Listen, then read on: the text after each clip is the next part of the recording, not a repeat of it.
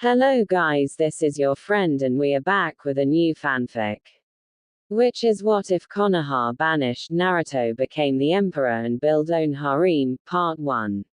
And if you enjoy this fanfic then please press the like button and subscribe to my channel for more fanfic like this. And now let's start the fanfic. Hiruzen stopped by the door at Naruto's apartment. He placed the plastics he held down and knocked. Not twice but 5 times.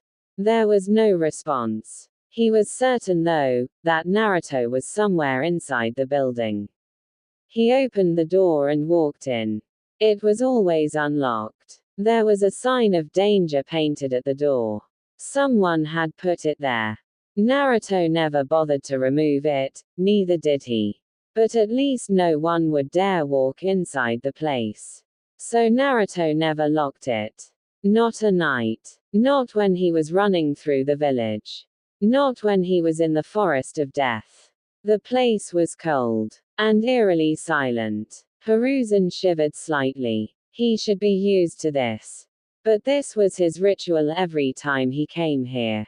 He'd brought in a TV, just maybe to give it some life, but Naruto hardly used it. One day he would turn it on and leave it on a news channel.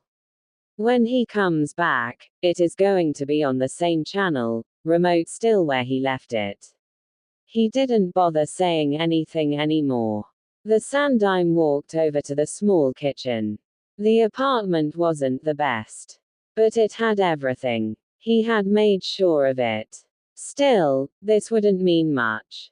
Even if he bought a large fridge, with Naruto by himself, it would only have ramen inside. The damn villagers wouldn't sell him food. They wouldn't sell him anything.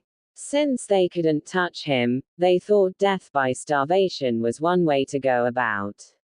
To some, it was just the fear of losing customers. Who wanted to buy in the same shop as the Kyuubi brat. Shaking his head, Hiruzen silently unloaded the grocery and packed it in the fridge and cupboards. He did this every month. Perhaps it was his punishment for the way things have gone. But if he didn't do it, Naruto wouldn't eat decent food.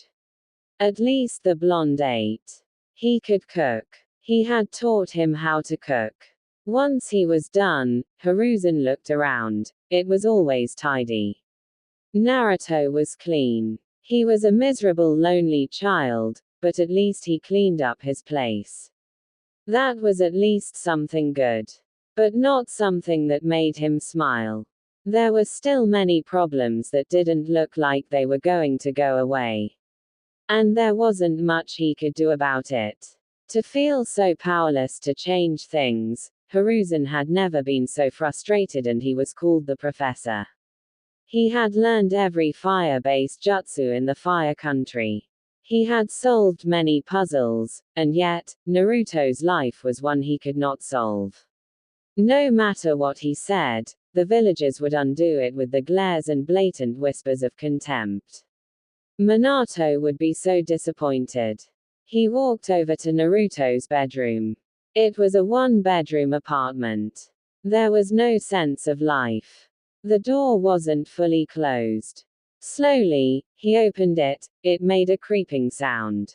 He cursed. But when he walked in, there was Naruto sitting by the window. A small boy, no more than 5 years 11 months old. His knee was raised, his other leg inside with his back leaning against the window frame. His eyes were cast outside. He had been here all this time. Just silent. Just never reacting. When did it start? How did it even come to this point? Naruto had been happy. He had smiled and laughed. But these days, he rarely went outside. He spent most time sitting by the window, motionless, as if dead. It pained him. Naruto, Hiruzen forced a smile as he walked over the child. His tone was gentle. Naruto didn't react until he stopped by the window. Hiruzen touched the blonde on the shoulder. He almost startled him. Lost in thought, Naruto faced the third for a moment. There wasn't much on his face. He looked at the plastic on the third's hands. Clothes. He did need some of them. Once more, he looked outside the window. There wasn't much to look at. Just happy people, sending glares whenever they saw him. Is it that time of the month already? Naruto finally spoke. His tone was quiet, slow. Month end, the time for an allowance, new food. And to open the tin he hid his savings. The sandime gave him more than enough. It was a pity he couldn't spend it all even if he wanted. Most shops had a sign that said we don't sell to demons. Hiruzen nodded. I brought you something. Naruto had to turn around to look at the sandime. His tone had been filled with excitement. It was obvious from his eyes that he was holding himself from exploding with the news. Naruto grew curious. Maybe even hopeful. I've never seen you so excited unless you're reading that book you keep hidden in your robes, Gigi, Naruto said. He couldn't keep out the curiosity in his tone. Are you finally going to let me see? Hiruzen coughed. He placed the plastic he held down. And then knelt. Naruto then turned over to him and stood facing him. He had done it automatically without any urging. The third placed both his hands on Naruto's shoulders. His lips twisted upside down. He was apologetic. I'm sorry for not having done this earlier, Naruto. He stared into those confused blue orbs for a moment before pulling Naruto into a tight hug. I am sorry. Naruto stiffened sharply. He wasn't used to this. His personal space intruded. When the sandime didn't let go, his hands slowly moved and he wrapped them around the old man. Warmth. It was a beautiful feeling. He pulled tighter to get more of it. He buried face on the sandime's shoulder, enjoying the warmth. It was at moments like this that something he couldn't explain occurred to his heart. His eyes usually water, but the feeling was good. He didn't always get it. But it was good. He couldn't explain it, but he didn't dislike it, even though it nearly brought him to tears. You're going to suffocate me, Naruto. I'm still an old man, the sandime said with a chuckle before pulling away. Naruto smiled. Yes, he smiled. It was an embarrassed smile. Sorry, he murmured. Hiruzen was happy to see that smile. He cherished it for a moment. There was truly hope. Not all was lost. Yes, there was hope. Listen very carefully, Naruto. You are not going to tell anyone what I am going to tell you, and you will not show anyone what I am about to give you. He paused. Do you understand me? Naruto didn't have anyone he could tell. He had no friends. He didn't have family. He was alone in this world. Maybe he could tell the old man at the ramen stand, but that was that. Yet, he was confused. Why would the old man say he couldn't tell anyone when he had no one to tell? It wasn't by design of an obsession with solitude. He had tried. He has wasted so many hours and days chasing friends. Even if he made them for a couple of minutes, their mothers would come and drag them away. Don't play with him, don't talk to him.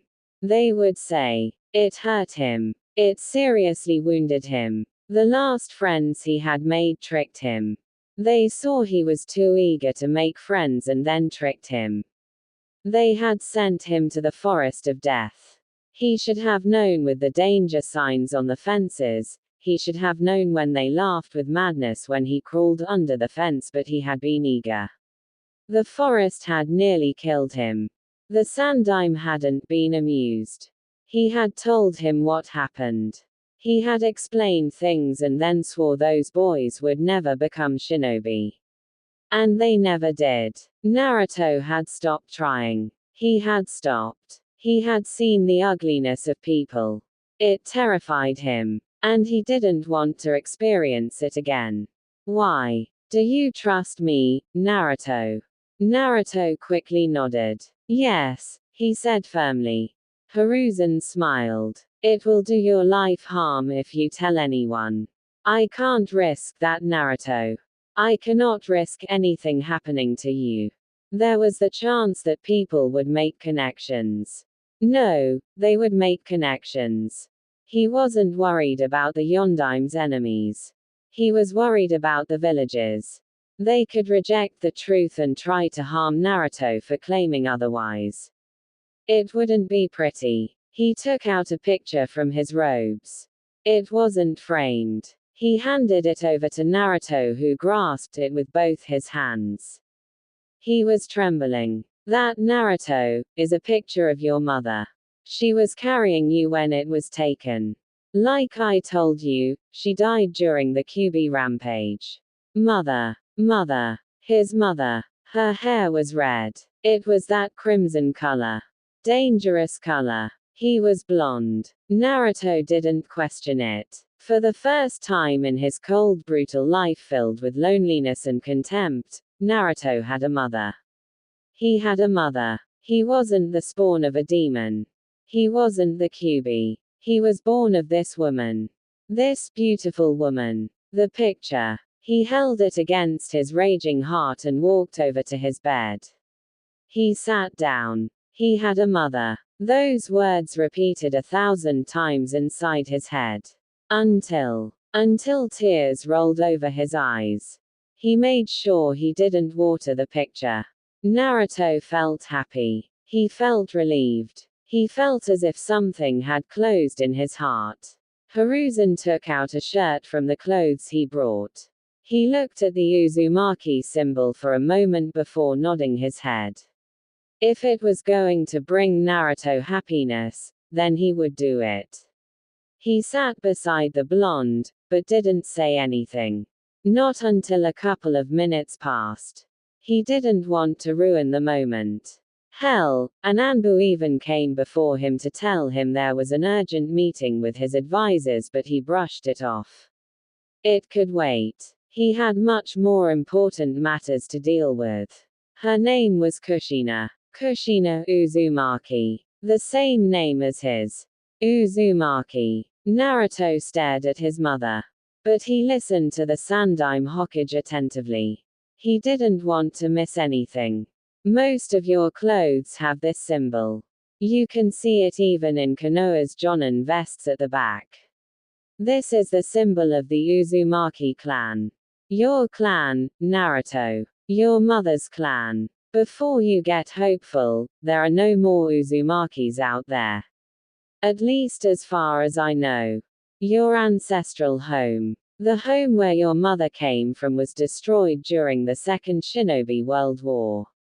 He went on to tell Naruto the fame of the Uzumaki clan, its history with the Senju clan. He told the blonde most things. It wasn't a happy thing since the clan was destroyed and Azu was nothing more than just ruins. But he believed it would give Naruto a sense of belonging.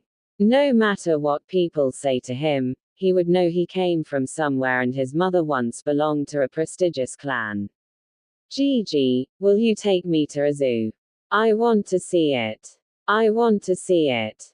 He said those words with hope and excitement. Hiruzen frowned. But he didn't let it show to Naruto. Perhaps if he saw it, he would fully believe. It was one thing to be told about something than seeing it yourself. I will clear my calendar and take you there, but, he pressed his index finger on his lips. Don't tell anyone about it. When we go, it will be just the two of us. No one in this village will know. Naruto nodded vigorously. He would not tell a soul. End. Naruto had his eyes closed, standing on a tree branch in the middle of a forest, feeling the pressure of the wind. When it came to hiding his presence, Jiraiya was a master. To suggest that the perverted geezer learned this trade in order to peep would not be far off. Jiraiya had perfected jutsus for his lustful desires. He could deprive himself of sleep trying to figure out the defenses of a hot spring that was locked away to hide from perverts such as him. He didn't open his eyes when the Sannon flashed on behind him, in midair. His right foot blasting the airwaves as it moved towards the back of his head. On his left hand, Naruto held a kunai before ducking under the fast-coming kick. The moment it went above him, his body twisted in blinding fashion while he leapt into the air, getting away from the tree branch. Jiraiya grinned as Naruto faced him. He could see the kunai on his left hand. Naruto was deadly precise with those. It was always coated with chakra. Without blinking, the blonde flung the kunai. The hand movements weren't extreme. It just seemed as if he was flicking it. But the speed in which it traveled was dangerously fast. The grin on his lips disappeared. The toad sage bent his body backwards, his head facing the heavens as the kunai blasted past him. He felt the wind brush his face as it went by. The kunai hit a tree, blasting past it. Jiraiya didn't have the time adjust his body as Naruto flashed above him, a Rasengan on the palm of his right hand. He cursed the blonde's speed. The Rasengan was slammed into his chest. When it connected, the Sannon exploded into puff of smoke. Kaiten, fire dragon's breath. Jiraiya breathed out a stream of crimson flames from his mouth. He was standing on the ground, looking up as the flames rushed up towards Naruto who still floating in midair, body positioned slightly horizontal after the momentum of his Rasengan. Looking at the incoming flames, Naruto moved his right hand across his chest. He closed his eyes, and then snapped his fingers. A wave of his chakra was released from this fingers. It was invisible to the eye. The wave covered a certain distance but what it did was blast the oxygen away. The effect lasted for no more than 2 seconds. The flames that had been coming towards him simply died off, just like that. It was the weakness of flames. They needed oxygen to burn. Regardless of power and speed, as long as there was no oxygen, the flames would not burn. He loved his jutsu. You're wide open, Jiraiya announced. He was on Naruto's right side, still in midair. There was no more warning when his right foot slammed onto Naruto's shoulder, sending the blonde flying away. As the force of the kick carried him, Naruto avoided wincing. Jiraiya's physical attacks carried a brutal kind of strength. He flipped several times with his senses fully functioning. As he was about to pass a tree branch, he stretched out both his hands and grabbed it. He attempted to swing forward but Jiraiya once again appeared. The Sannon was right in front of him, the man punched him on his chest. When the brutal punch connected, Naruto burst into a cloud of smoke. Jiraiya frowned before flashing away. He landed on the ground and leaned against a tree trunk. His eyes flashed open when he sensed something coming in fast. He couldn't react when a kunai went through on his right. It cut slightly his cheek before piercing through the trunk of the tree. Jiraiya sweated as blood dripped from his cheek. His heart pounded a bit with relief. That could have opened his skull had it been intended to do so.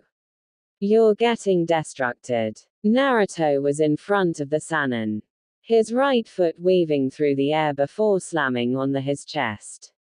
The attack planted the Sannon against the tree. With his foot still connected with Jiraiya's chest, Naruto formed a small Rasengan in the blink of an eye. As he retreated his foot, he was driving the jutsu towards Jiraiya's chest. The Sannon dropped to the ground and Naruto's jutsu collided with the trunk of the tree, breaking it. As the tree began to fall, Jiraiya did a leg sweep, making Naruto off balance and start to fall backwards. The Sannon flashed above the blonde. Naruto quickly crossed both his hands above him as the back of Jiraiya's right foot came crashing towards his face. His defense held firmly and Naruto quickly grabbed Jiraiya's foot. He balanced himself quickly before spinning around in quick motions. He flung Jiraiya towards a tree. Futon, wind bullet. He spat out a bullet of wind from his mouth. The bullet hit Jiraiya on his chest and propelled him further backwards. His back crashed into a tree with a sickening thud. Naruto was right before him, not easing up on his attack. He held a sword, coated with wind chakra. He swung it horizontally and seemingly cut through both Jiraiya and the tree, but the Sannin turned into a log. Jiraiya was behind Naruto, crashing down. His hands were held together, creating a giant fist. They slammed the hammer down with all his strength, hitting Naruto on his right shoulder. The force caused Naruto to fall to his knees, dropping his sword as his hand trembled and throbbed painfully. The Sannin wasn't done. The moment he touched down, he lifted his right foot, kicking Naruto on the back of his head. It was brutal. It forced Naruto to hit the trunk of the tree he just cut with his forehead. A sense of dizziness gripped his mind for a moment as his vision blurred. Birds chirped for a second. Jiraiya grabbed him and then lifted him up into the air. The Sannin was holding him up by his throat. Just one hand. Shall we call an end to it? Too soon. Naruto muttered. He moved quickly. Both his hands grabbed Jiraiya's arm. He put so much pressure on his fingers that he stopped the flow of blood and Jiraiya's grip loosened. His legs moved up and he wrapped them around Jiraiya's arm. The Sannin cursed loudly before slamming Naruto on the ground. There was a loud boom as Naruto crashed with his back. But he didn't let go. He even started twisting the arm. Jiraiya started tapping on the ground comically before yelling, "Naruto, you are going to break my hand. Do something about it." Naruto yelled back, careless of Jiraiya's pain. "You shitty brat, if you break my hand, I won't be able to do research properly. That is worse than death." Naruto shrugged. "It will save you from pain and women will have the dignity back." Jiraiya cursed once more and used his free hand to form a hand seal. His hair stretched and wrapped around Naruto. He strangled the blonde, forcing him to let him go. Once free, he hurled the blonde away. Naruto flipped several times before touching the ground with both his hands, trying to stop the momentum. Once he stopped, an earth spike burst from the ground. It was sharp, and dangerously moving towards his chest. Naruto propelled his body backwards by pushing chakra into his fingers to push himself.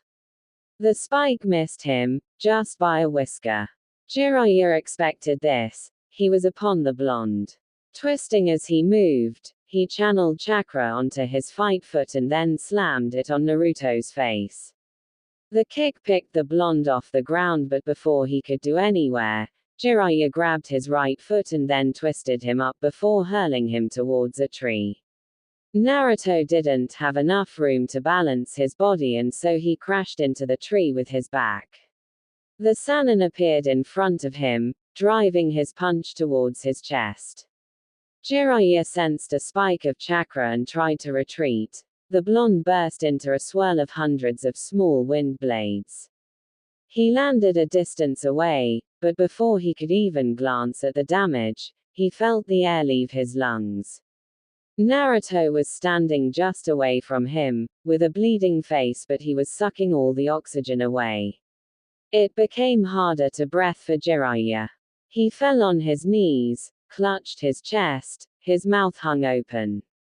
He was going to pass out. There was no relief when it stopped. Naruto kicked him on his forehead with a wind-enhanced kick. He guessed it was payback for his earlier kick. Jiraiya felt his head tremble violently. His vision blurred as dizziness took over. He didn't even feel it when he hit a tree with his back. His senses came back when something slammed into his gut, causing him to spit out saliva while falling on his knees, hands on his gut. The attacks were enhanced with wind. It wasn't like Tsunade, but they did the damage. Naruto fell down on his butt, his breathing labored. He wiped out the blood on his face and then fell on his back. He needed to rest. Once the pain was over, Jiraiya leaned against a tree trunk and looked at his hand. It was bleeding with several cuts. He applied his medical ninjutsu to stop the bleeding. The cuts were not deep, so they closed. After a couple of moments of silence, he looked at Naruto. His right hand still ached from that lock. The blonde was improving. He was getting better and better by each month. This training trip had been the best option for Naruto. If they hadn't done this, he wouldn't have gotten closer to his godson, he wouldn't be producing another shinobi who would surpass him. It was still early days, but one day, Naruto would surpass him. He would be better than him. Jiraiya was honestly proud. Minato had been a genius, but Naruto had potential and he used it to his advantage. He knew his potential. The blonde was also willing to learn. I'm no longer taking it easy on you, Jiraiya more or less grumbled. The last hits had been unpleasant. It has been quite a while since someone managed to hit him so hard. I told you to bring your A-game, even senjutsu if possible. I'd kill you with senjutsu. And I am soon going to cripple you if you're not careful. Naruto retorted. Jiraiya frowned. That was true. He couldn't deny it. It wasn't the arrogance speaking. It was a fact. Before their training ends, Naruto was most likely going to leave him bedridden for a couple of days. They did fight with the intention to kill. There was no friendly. You could break a leg. It was part of the training. Part of fighting experience. More than anyone, Jiraiya knew the experience was important for survival. Your reflexes are good and your speed has improved. But you need to stop leaving gaps between your attacks. Jiraiya lectured. You also leave yourself open each time you snap your fingers. It is only for a second. When fighting against normal shinobi, I can recover quickly. Don't take comfort in that. You will fight people even faster than me.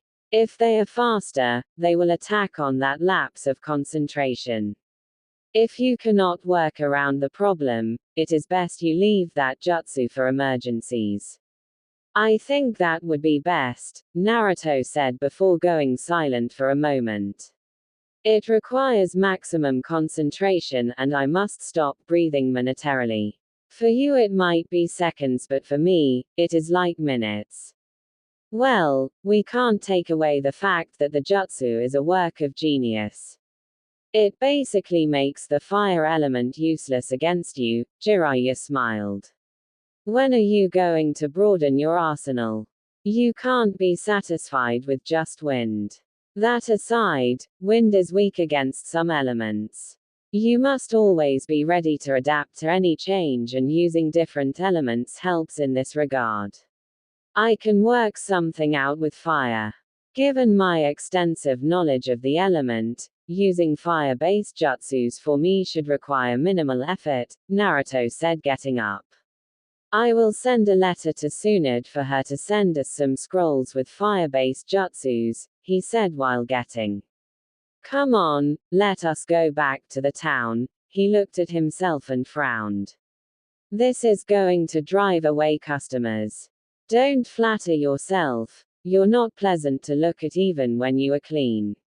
Jiraiya glared at Naruto. Neither are you. He spat. Naruto shrugged. I have never been pleasant to look at. I have accepted that, he said indifferently. But you seem to be struggling with denial. You should sit in a dark corner and repeat after yourself, I'm not pleasant to look at, I'm not pleasant to look at. I know it will finally click in. Jiraiya didn't ease on his glare. The cold dark humor. Sometimes Jiraiya questioned Naruto's sanity. But he knew there was no harm. He was used to it. They would be laughing any moment. It has always been like this. At least he was with his godson. Who else did he have? The sandime was gone, and that had truly shattered the blonde. The old man was everything to Naruto. And when he died, without saying a word to him, Naruto has suffered. And then there was Sasuke. The cursed Uchiha. Thinking of him made Jiraiya angry. Well, not since they left Konoha has Naruto brought up the subject. Not once, not ever. Hell, the blonde didn't even talk about Konoha. And Jiraiya didn't push. He was getting close. There was no need to venture into territories Naruto didn't want to touch. But he understood that they couldn't ignore it forever. They would have to talk about it because sooner or later, they would have to return to Konoha. You could at least try to be nice, you know. My heart isn't that strong anymore, he said with mock misery, feigning to be 100 years old. Old people are locked up in their homes, Naruto said. He sighed and stared into the heavens.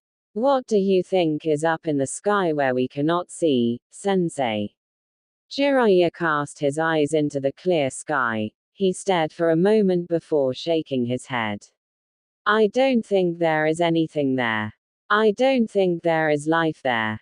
Interesting, isn't it? Naruto said. What? You say there is no life there, but up in there is where this world receives its life. If the heavens do not make clouds for rain, the trees, the animals, the grass, these things will die. The rivers will eventually run dry and people will be next. There is no life there, and yet, it is where we receive our lives. Once again, Jiraiya looked into the sky. He couldn't argue with the blonde on that note. One thing he has noted about the blonde was that he was deeply knowledgeable about many things. And he knew how to apply his knowledge. Perhaps it was the wisdom he gained from spending much time with the Sandime Hokage. When you spend time people, something about them also rubs off you. That is nature, Jiraiya said. Naruto nodded. Yes, nature. So beautiful, calming, and yet it can be so dangerous. I like nature, he said before changing the subject. I have been curious, you have no shame, have you ever tried peeping on Tsunade? Jiraiya's body froze. Yes, it was more of a whimper than anything. He could never forget that memory. He still had those wounds from the beating she had dished on him. He fought with the crazy side of him that said it was worth it because he had nearly died that die, literally. Tsunade had pummeled him hard. She had broken so many bones, the pain. Worse, she healed him after doing it and then threatened to beat him into the brink of his life again if he tried it once more. Well, those had been younger days. He could escape now, but he wouldn't dare try it again. He had learned his lesson. Judging by that response, you must have received quite the beating. You don't know half of it, Jiraiya said with his eyes closed. He swallowed hard to banish the memory. She nearly killed me. Since then, I say anything to her but never again. Never again. But you did see, right? Naruto glanced at the Sannin. It must have been something else. She must have been a very delicate young lady when she was younger. She was, Jiraiya said. She is still beautiful, he added. Naruto didn't comment on that. He just nodded. Without much being said, the two headed back to the town. The walk was silent, both in their thoughts. Jiraiya was thinking about what they had to do next while Naruto was thinking about certain things in his life. Once they reached their motel, Jiraiya took a shower and changed his clothes. There was no need to rest for the Sannin. he was going out and likely not to return for the night. Naruto didn't question it. He knew what the Sannin was going to do.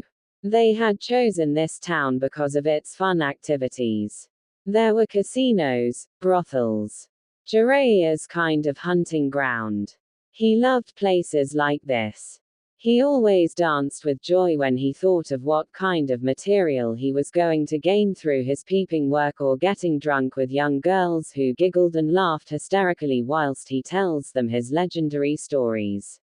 The man walked out of the bathroom, already grinning madly. You could see it in his eyes, his body language. He was going to have fun. Well, the past 4 days had been spent training vigorously. The man probably felt he needed to reward himself. Jiraiya contained himself and walked over to the window.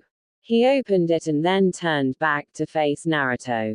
We are going to leave this town in the next couple of days, he said a bit seriously. They never stayed at one place for too long. The longest they had stayed was 2 months. They were always moving around, seeing different places. Sometimes they didn't even camp with people. They would stay in the middle of nowhere. For survival, it was hunting. They always made sure there was water close if they were going to camp in the middle of nowhere. We have stayed long enough, and I am certain that by tomorrow, you'll no longer be able to walk in the streets without women chasing after you along with their husbands. Jiraiya glared at Naruto. It had happened at their last village. It hadn't been fun and he had been forced to depart early. He was surely not going to return to that village again. He would be burnt on a stake like a witch if he returned to that place. There were wanted posters of him in good spots. And whose fault was it that I was nearly killed? Naruto shrugged. You left without giving me money for food. What was I supposed to eat? You're a man, you need to make a plan and you didn't have to expose me like that. I wouldn't need to make a plan if I wasn't forced to use my money to bail us out after you lost your wallet when running away from one of your conquests. Jiraiya smiled. Remembering that day, that had been truly a good day. That woman had assets as big as Tsunades. She was just sitting there in the water, never minding her nudity, doing things to herself. Jiraiya had never been quite pleased.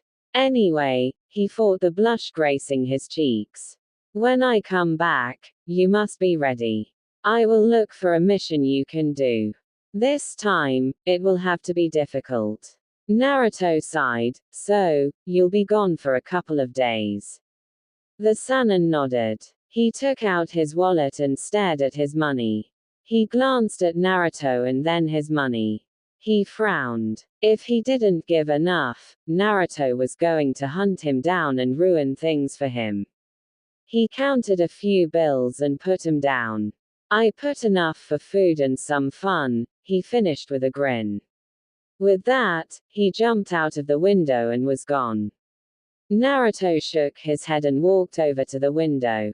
He leaned against the window while sitting down, his right foot close to his chest with his left touching the floor inside. He rested his right hand on his knee and stared down at the streets. This was his comfort zone. How many days has he seen, sitting like this? He couldn't remember. They were too many to count. Almost all days he had a window, he performed this ritual. The streets filled with people, mothers walking with the daughters, boys chasing each other, drunkards, walking past with a stench that turned people away. He saw this scene almost every day. Yet he was never tired of seeing it. The past 16 years of his life have never been dull. There was always something happening. Had it not been for the old man, it would have been chaotic at best. But when he saw those mothers, he remembered his own mother, the woman who gave birth to him. Now he knew he had a father. The Sandaime had left it as his last revelation before he died, a painful experience that had been. Losing the one you loved, the one who saved your sanity. Jiraiya had come in, talked to Tsunade, and he was taken out of the village after a couple of months of misery and solitude. For more than 2 years now, he has been running around the elemental nations with the Sannin. He has seen many things. Many people, the shamefulness of Jiraiya, and he had learned to drink. He had learned to speak to women. He was still young, but his body was growing fast. Then again, the old man had always ensured that he ate healthy. After an hour, a bird flew over to Naruto and landed on his right shoulder. He stood up and walked over to a small wooden table in the wide room and sat on a cushion. He took the scroll it carried and the bird flew over to the window. It stood there, as if standing watch. It always did that each time it came. Naruto opened the small scroll and channeled chakra through it. Another scroll appeared in a puff of smoke. It was another storage scroll. He channeled chakra on the seal and then 5 mountains of papers appeared in a puff of smoke. He blinked, work. It always came for him wherever he was. For 5 hours straight, without a break or anything, Naruto worked through the papers. Once done, he sealed them in the scroll and snapped his fingers. The small bird flew over to the table. He wrapped the small paper on the container on its leg. Do you need something to eat? It nodded its head as if it could understand his words. Naruto smiled and stood up. He returned with a small cup of water and fresh bread. The bird ate and then drank. If you drank, I'd give you some sake as thank you. The bird seemed to shake its head as if to say, alcohol. No thank you. Naruto laughed. Safe journey, he said. The bird made a sound before flying away. The sun was already setting, it would be night soon. He couldn't sit here forever, he would lose his mind. Naruto went over to clean himself and then changed his clothes. Once done, he took a nap. By the time he woke up, it was dark outside. He pocketed the bills Jiraiya left him and put his hands on his pockets before walking out. He was already familiar with the town. He knew where to go, but it usually depended on where the wind was blowing. His mind wasn't focused on the road ahead, so he only blinked when he stopped at a bar. He could hear the music blasting from inside, voices of male and females. Miserable people having fun and happy people expressing their joy. To be human, to be alive. People came here. There was a guard at the entrance. It was to guard against children walking inside. The young ones had a rebellious streak about them. They liked the joys of the adults. The forbidden ecstasy always seemed to be too attracting to humans. Naruto just still 16, still underage, but he was a shinobi. Those rules didn't apply. When the large man saw his headband, he merely grunted and opened way for him. The insides were dimly lit. The noise was too much. But those who complained about it shouldn't be here in the first place. They should be at home sleeping or reading night stories to their kids. If you couldn't handle the pressure, just stay away from it, or so a certain lady had told him. Naruto went towards the bar.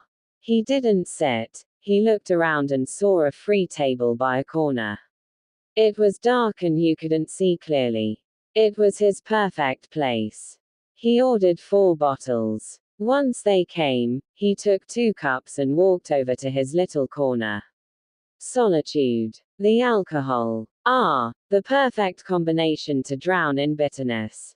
Konoha. It has been 2.5 years since Naruto left the village and still, there was no mention from Jiraiya on when they would return. Her friend hadn't even been returning. He sent letters every now and then, but he never showed up. Even now, she was looking at his letter. She was going to write for him to show up before her. Tsunade missed them. She really did miss the two. They had brought her back to this village and now they were running around in the elemental nation without her old life. She hoped that Jiraiya wasn't teaching Naruto how to gamble. She had permitted him to go away because Naruto hadn't been the most happiest of people. He was miserable. The Sandaim's death had affected him deeply, and from what she had learned was that the old man had been the only person he talked to before he made a couple of friends at the academy. It hadn't been easy, and that only happened in his last year. Jiraiya said he was fine. But she was a bit concerned. He was family in a way. He was the son of Kushina, someone who had been from her grandmother's clan and someone who was close to the old woman. She wasn't the one who was by Mito when she died. It had been Kushina, Naruto's mother. So, she did consider him family. Tsunade placed the letter on top of her desk and tapped her fingers. Something wrong, Tsunade-sama? Sakura asked quietly. The slug princess glanced at the pinkett. She had grown. Well, she had trained her well. But she was still obsessed with Sasuke. That rotten child. He had been spoiled rotten. From what she knew, Tsunade didn't understand why the villagers adored him. She didn't see why girls liked him. He had a cold personality and he was rude. Did the girls really like him like that? If someone said they had been brainwashed, Tsunade wouldn't disagree. Sakura had been willing to throw a fit if someone said bad things about her beloved. The damned Uchiha. No, Tsunade said with a shake of her head. I'm just worried about Naruto. It has been 2.5 years now, and from Jiraiya's letters, they are still training. He is even requesting scrolls to continue with Naruto's training, she explained with a frown. Naruto, her teammate. The boy she'd been cruel to in the days. At some point, even Sasuke had yelled at her and told her that she didn't understand anything. She didn't know anything. Sakura had been hurt, but she hadn't understood why Sasuke gave her that reaction. Now she did. She had been cruel to him. She never acted like a teammate. There were good memories, but her attitude towards Naruto bothered her these days when she looked back at it. Perhaps it was because now she understood things about him. She knew his story. She knew why he got along with Sasuke. They were both lonely people. They both didn't have anyone. And she had mocked Naruto for not having parents. Sasuke didn't have them either, but she had considered that his had died. Naruto had never known his. He was an orphan, but she never considered Sasuke as an orphan, but he was in the same boat as Naruto. How is he? Sakura asked carefully. Jiraiya never explains in detail, but he is fine, Tsunade said a bit bitterly. Sakura was surprised at the realization. So he has never sent you a letter? Tsunade nodded. No, not even one, not since he left. I have only been hearing from Jiraiya. If this continues, I will order them to come back, she said firmly. She didn't say anything as Shizune walked into the office, holding more stacks of papers. She frowned. Why do you have to bring that load now? I just finished another one. It is going to pile up if I leave it, Shizune said calmly.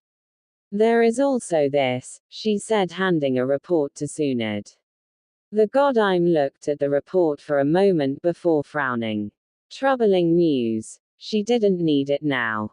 She closed it and put it on the drawer on her desk. She handled the letter from Jiraiya to Shizune. Please make sure you get everything in the list. I need to send them to Jiraiya. Shizune looked at the list. She left quietly without saying another word to Tsunade. Once Shizune was gone, Sakura took the opportunity to ask. Anything on Sasuke? She asked hopefully. Her eyes widened. She didn't want to miss anything on Tsunade's face. Tsunade shook her head. Still nothing. Well, he is with Orochimaru. He is rather difficult to track down, she frowned. But we must find him. The time is coming for Orochimaru to change bodies, and if we don't act, he might take Sasuke's body. That will be over for the Uchiha. Sasuke-kun won't let that happen, Sakura said firmly. When Tsunade merely stared at her, she sunk down a bit and became nervous and worried. Do you think he will? That is the only reason Orochimaru gave him the cursed seal, Tsunade said. That aside, Naruto did say Sasuke said he was going to sell his soul to the devil to get the power to kill his brother. If it means giving his body to Orochimaru to kill Itachi, then he might do it. I wouldn't even be surprised if Orochimaru manages to twist Sasuke into allowing him to get his revenge for him. For a moment, Sakura's body froze. If that happened, she would never see her beloved. He would become Orochimaru. They really had to find him. If Tsunade wasn't winning, she would look herself. Can't you ask Jiraiya-sama to do something? I didn't want to burden him, but it looks like I don't have a choice, Tsunade said. 4 days after Jiraiya left Naruto. It was in the afternoon when Jiraiya returned. He found Naruto sitting motionlessly by the window. Perhaps it was something they had in common, but he never sat there like he was dead. Naruto never even used the window like the door. Never ever. Jiraiya had never seen it. Even when he was sitting there and had to go out, he would out through the door. It was strange, but Jiraiya never questioned. That took you long enough, Naruto said without turning to face the Sannin. I'd stepped out of the town to receive some information, Jiraiya said as he sat down next to Naruto. He had his back leaning against the wall, the blonde on his left side. You know my network is very busy. I know, you sometimes leave for a month chasing shadows, Naruto responded. He glanced down at the Sannin for a moment. What did you discover this time? Jiraiya realized, there was no hint of curiosity. Naruto was rather good at it. He was never too eager to learn anything. Even when he was asking things considered secrets, he never showed you how interested he was. Sometimes it made it difficult to tell if he was serious or not. Jiraiya had learned to just share or say he didn't have to know. If Naruto was asking, he wanted to know. It is about Azu. He looked up, to see Naruto's reaction. There was nothing out of fashion. My ancestral home, Naruto said a bit lazily. There were many rumors going on about the land of whirlpools. The village had been reborn, but no one knew who did it and how it came to be. Suddenly one day, people just heard the rumors and the Wave Country confirmed it because they traded with the village. What bothered people was that the land was being led by the unknown, someone who was called the Emperor. No one has seen him, not even the people within the village. Considering how the village saw its end during the Second World War, I'm certain some people are very nervous. Naruto added, his blue eyes staring outside once more. Jiraiya nodded. The village had been destroyed. It hadn't done anything to anyone. The Uzumakis didn't fight in wars. They were a peaceful nation, but yet, they were powerful. People were nervous about their power and ended up plotting their complete destruction. Now, there were just remnants of the clan. But with the village restored, did it mean that there were many other survivors of the clan out there and they had regrouped? Awagakure is the one that is most agitated, Jiraiya said. They are concerned because if really it is the Uzumaki, they might have an enemy with a grudge. That is one way to look at it, Naruto said. Jiraiya raised an eyebrow. He would not forget, Naruto was Uzumaki. Even though he didn't live there, it was still his ancestral home and his mother had come from there. How would you look at it? Naruto shrugged indifferently. My clan was peaceful, they did not support wars, and they did not fight. They were allies of Konoha but never partook in the wars. They didn't start trouble with anyone. They were hidden in their village, minding their own business, and yet some people felt threatened by them and decided to destroy them. What would you feel about that, sensei? There was no anger, no emotion, nothing in Naruto's tone. Again, Jiraiya couldn't tell what Naruto thought. As those blue orbs glanced back him, there was a hint of curiosity in how he would respond to the question. It is a difficult one, but you cannot say that Watawa and its allies was just. It was wrong in every sense of the word. Yet, nothing was done, not even by Konoha. Again, Naruto looked outside the window. Our world isn't fair at times, sensei. People with power always do what they please. Sometimes, right is decided by those with power. I know that, believe me, I know, there was bitterness in Jiraiya's tone. This is why it is my desire to change this world, he said with burning passion. I admire your passion, sensei. I'm sure my father shared it as well. Of course, Jiraiya said with a grin. It is why he named you after the hero of my first book after all.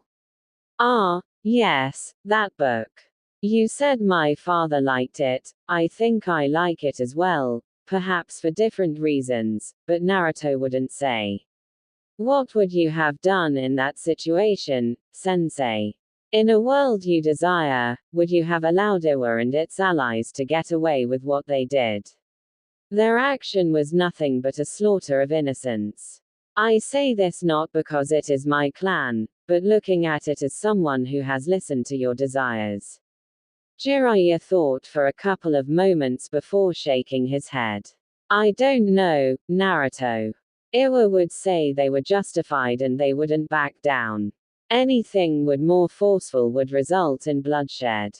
He said. But if you have listened me to, you will know that I still don't have answers. Naruto nodded. Which is indeed a pity, the blonde said. What of Kiri? They are the ones should be most worried. Kiri is a bit far and we don't generally go there. It was locked up in a civil war.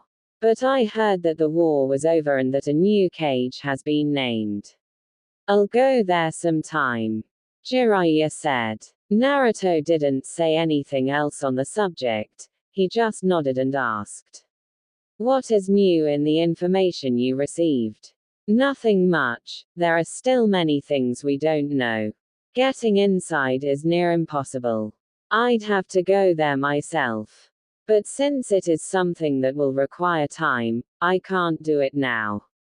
I would have to be away from you for a long time, and there are dangerous spies get killed there, Jiraiya explained lightly. I want to focus on our training now. But I am checking Iwa's movements. What are they doing? Nothing as things stand, but they're watching. I wouldn't bet against them preparing naval forces to prepare for an invasion if they feel they might be attacked. Kill them first before they kill you, Naruto said. It was the cold truth. Jiraiya could only grunt in response. What would you do if it came to that? Naruto took his time before responding. I don't know, he said. You said we'd do a mission when we leave. The Sannin nodded. Are you ready? He asked. But let me correct you, I never said, we. Naruto looked at the Sannin curiously. Why don't I like the sound of that? Jiraiya smiled. There is nothing to worry about. Oh Togaku. Kukukukukukuku. Orochimaru laughed with throbbing joy, seeing Sasuke fight. He was sitting on his throne. The Uchiha was excelling and moving faster than he had anticipated.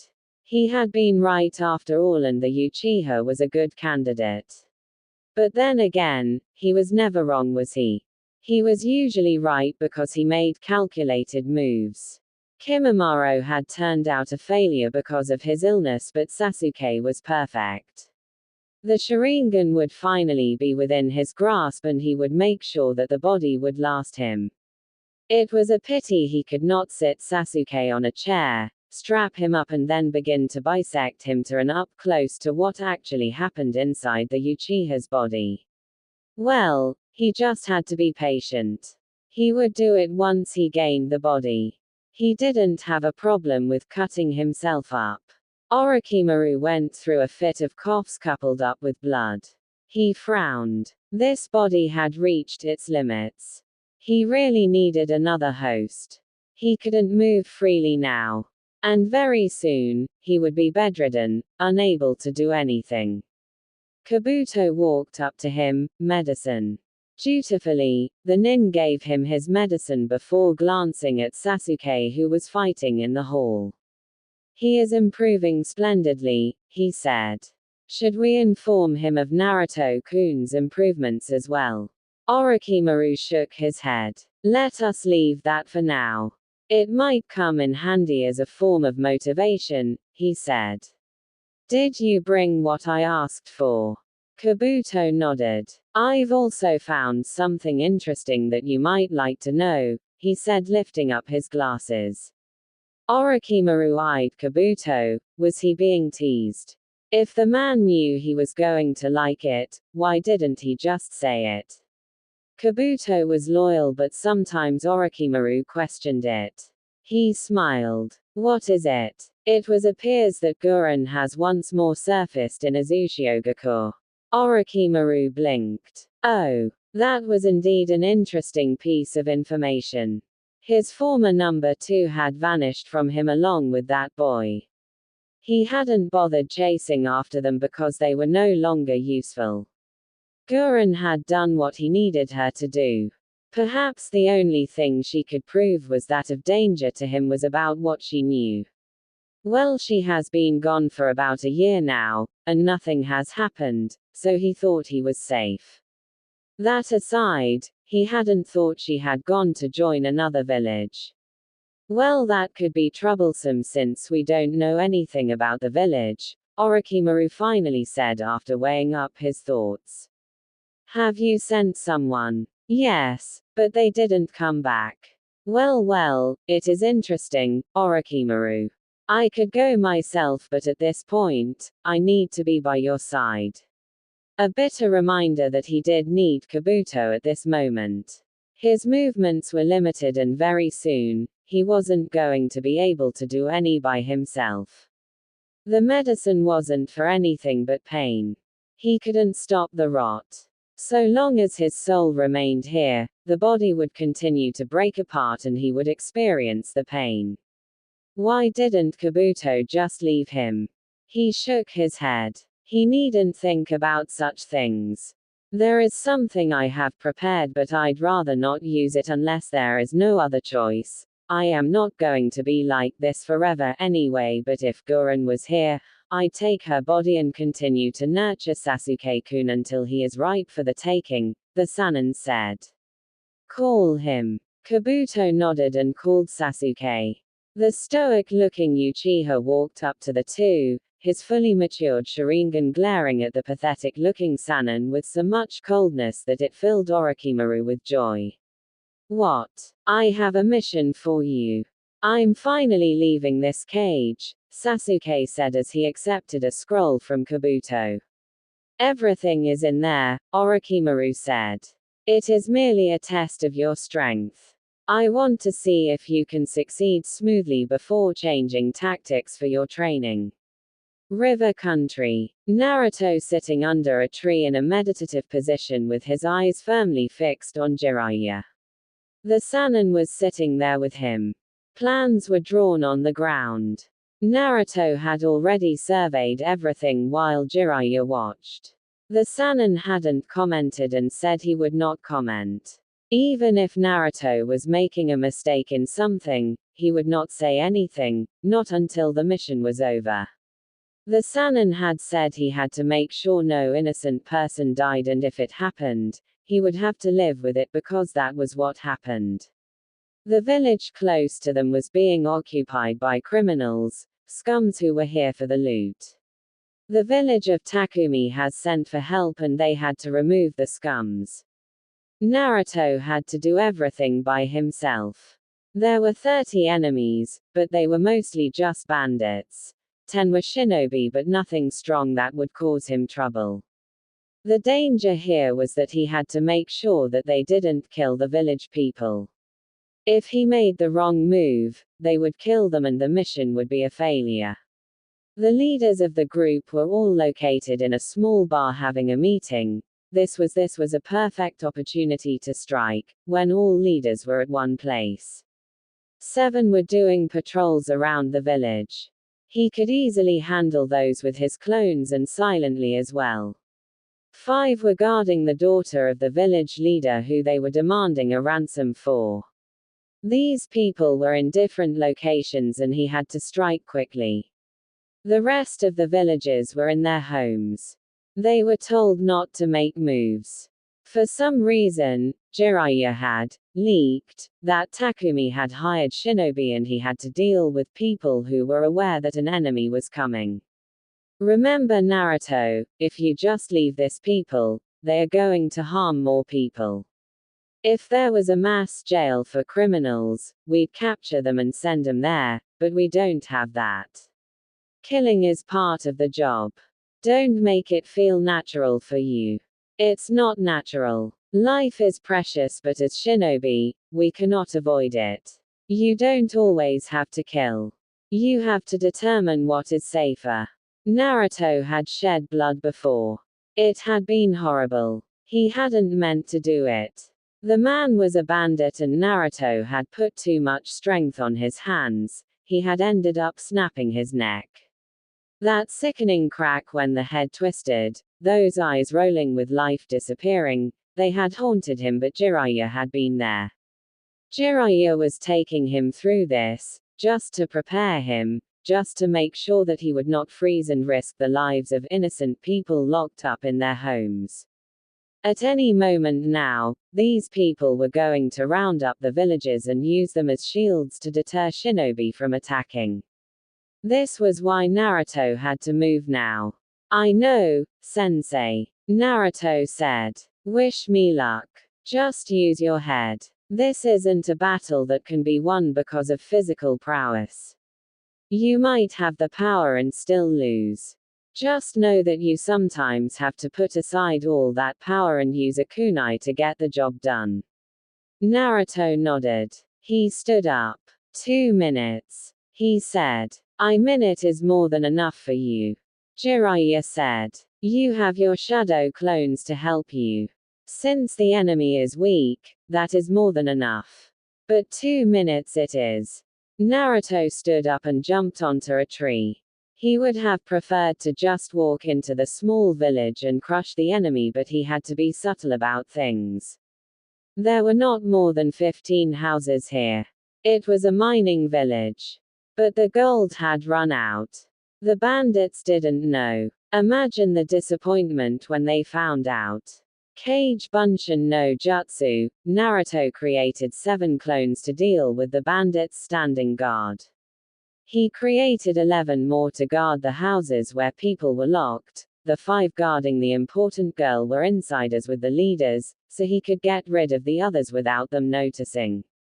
Once his clones dispelled after completing the duties, Naruto ran. His movements were as smooth as a gentle breeze. He didn't make a sound as he danced through the rooftops before suddenly landing behind a group of 4 bandits.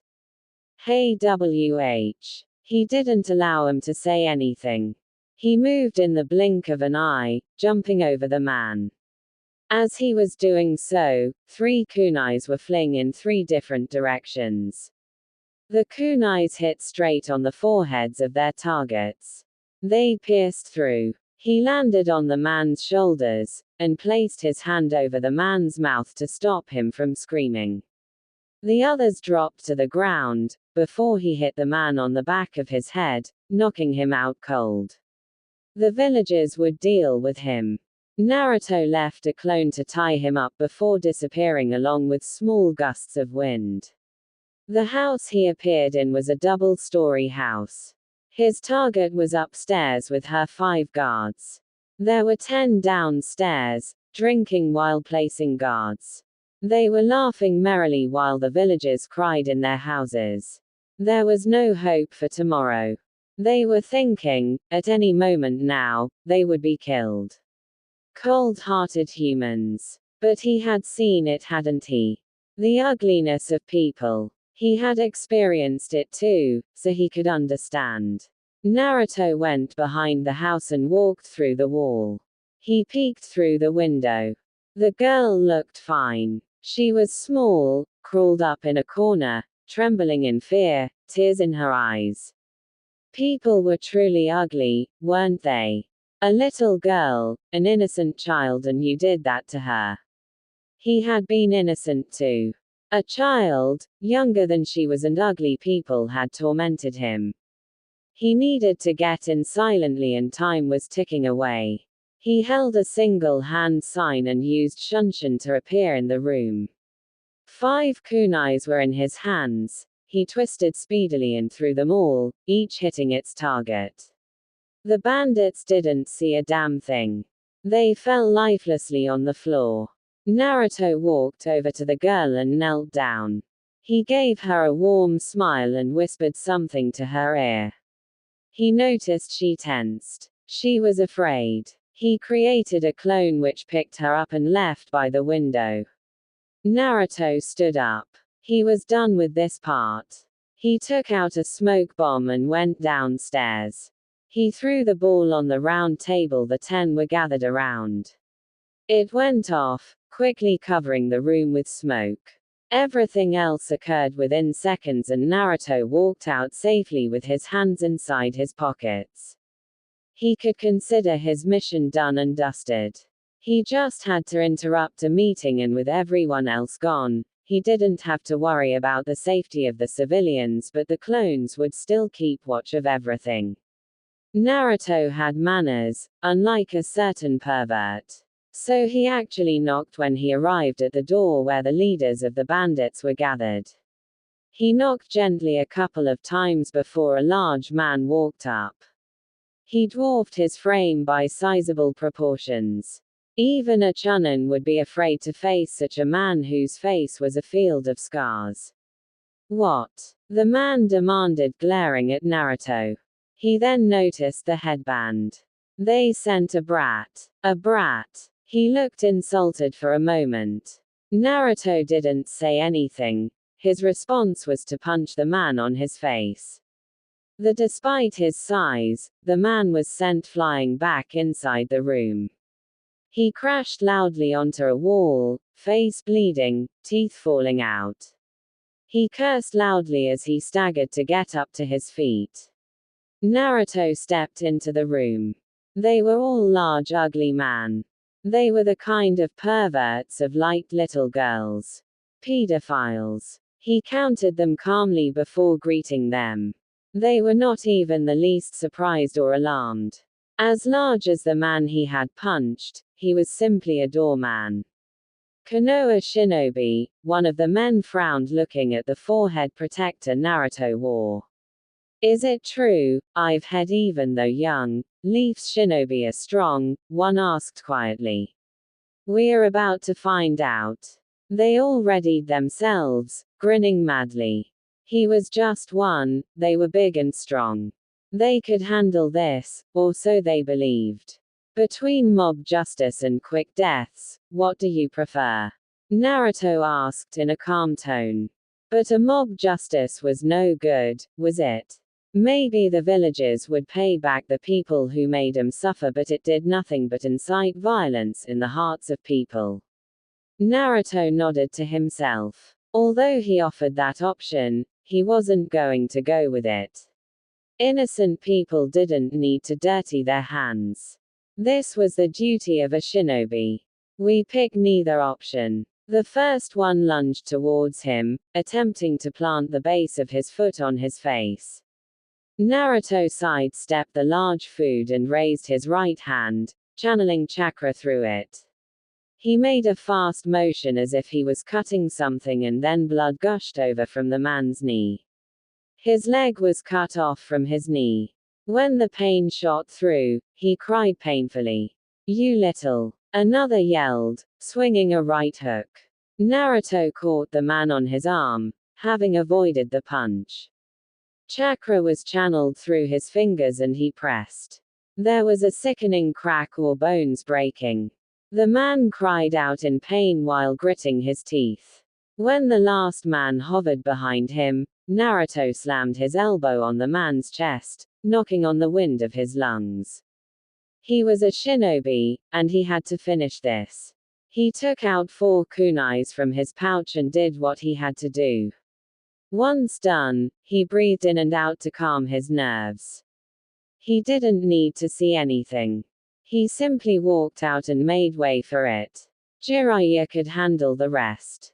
They just needed to do what he did and mission complete. The village would be safe. Minutes later, Jiraiya walked up to Naruto. "I can't complain," he said of Naruto's performance. "You okay?" "Yeah," Naruto said with a grunt. "Where to now?" "I doubt we are going to be staying here. Takumi to collect our payment. You know someone has to pay for our living expenses," Jiraiya said. "We will stay in the village for a couple of days before deciding where we will go." "I have to wait for something." "Our payment?" Naruto asked with a raised eyebrow. "It is my payment, sensei, and we are not sharing. I'm the one who found the mission, and we are a team. Takumi hired both of us and they will pay both of us," Jiraiya said. "You should have asked the terms before you did anything." "Well, I can always tell them that you didn't do anything and don't need to get paid," Naruto offered. "I'm sure they'd believe me." "You wouldn't." Naruto smiled. "Of course not, I wouldn't do something like that to my beloved perverted sensei." When Naruto first met the Beiyu inside of him, he had been truly frightened, not of those huge eyes or its size, but the sheer amount of hatred those eyes directed at his presence. He was surely just an insignificant person the Beiyu could squash under its massive paws, yet it could look at him with so much hate that his body trembled. Naruto had never felt something so powerful. Over the years, he has learned that it wasn't him specifically who was hated but humans in general. The poor beast was forced to remain caged because of its power. It was a sad thing. Of course, Naruto didn't pity the beast. He didn't hate it either. As he gently touched the waters, those huge eyes opened slightly. Naruto marveled the size of the Beiyu, its intelligence. People were missing out by simply brushing out the Beiyu as nothing more than a source of power, a weapon of destruction. Chaos incarnated. Those eyes, I wonder if you stared at my mother as you do with me. She never visited. Kurama responded calmly. Unlike with you, her seal was simply designed to suppress my power. The same can be said about Mito. So they all never used your power but just kept you at bay. The Shodai's words were like, he has nothing against me but I was too powerful to be left alone. So his wife sealed me within her. I have been confined for years, you thinking of ending my term? A toothy grin. Naruto smiled. Yes, those attempts. The Beiyu always attempted to entice him to let it go. To free it so it can finally breathe in the oxygen it has been deprived of for many years. But Naruto wasn't stupid. He wasn't going to do it. Releasing the Beiyu meant his death. He did not have the full genes of the Uzumaki to survive an extraction as his mother did. My clan was also destroyed for being too powerful.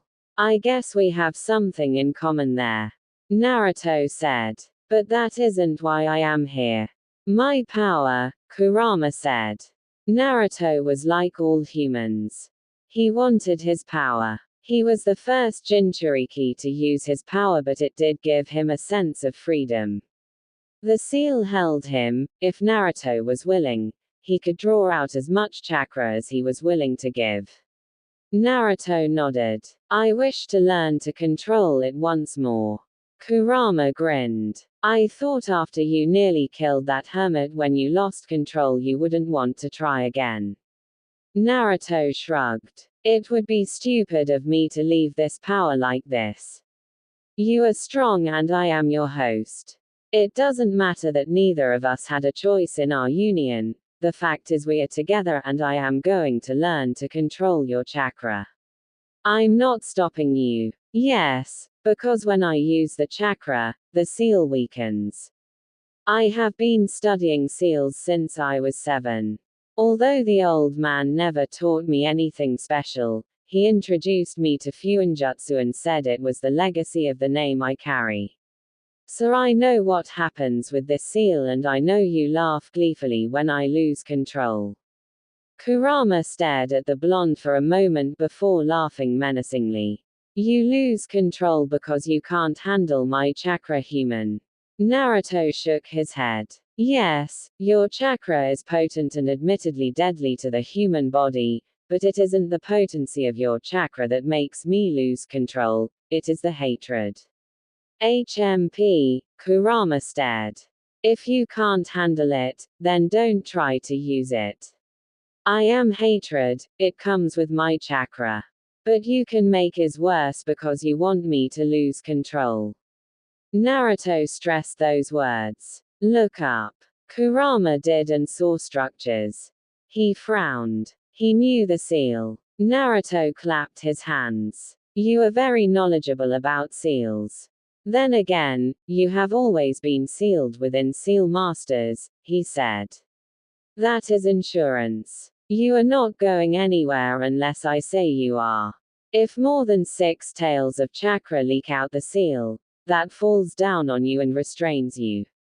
With that said, it would be much simpler for both of us if you allowed me to use your chakra without doing anything funny that interferes with the process.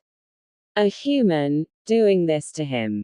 A child no less. It was humiliating. I have no plans on remaining here until you decide to transfer me to another host.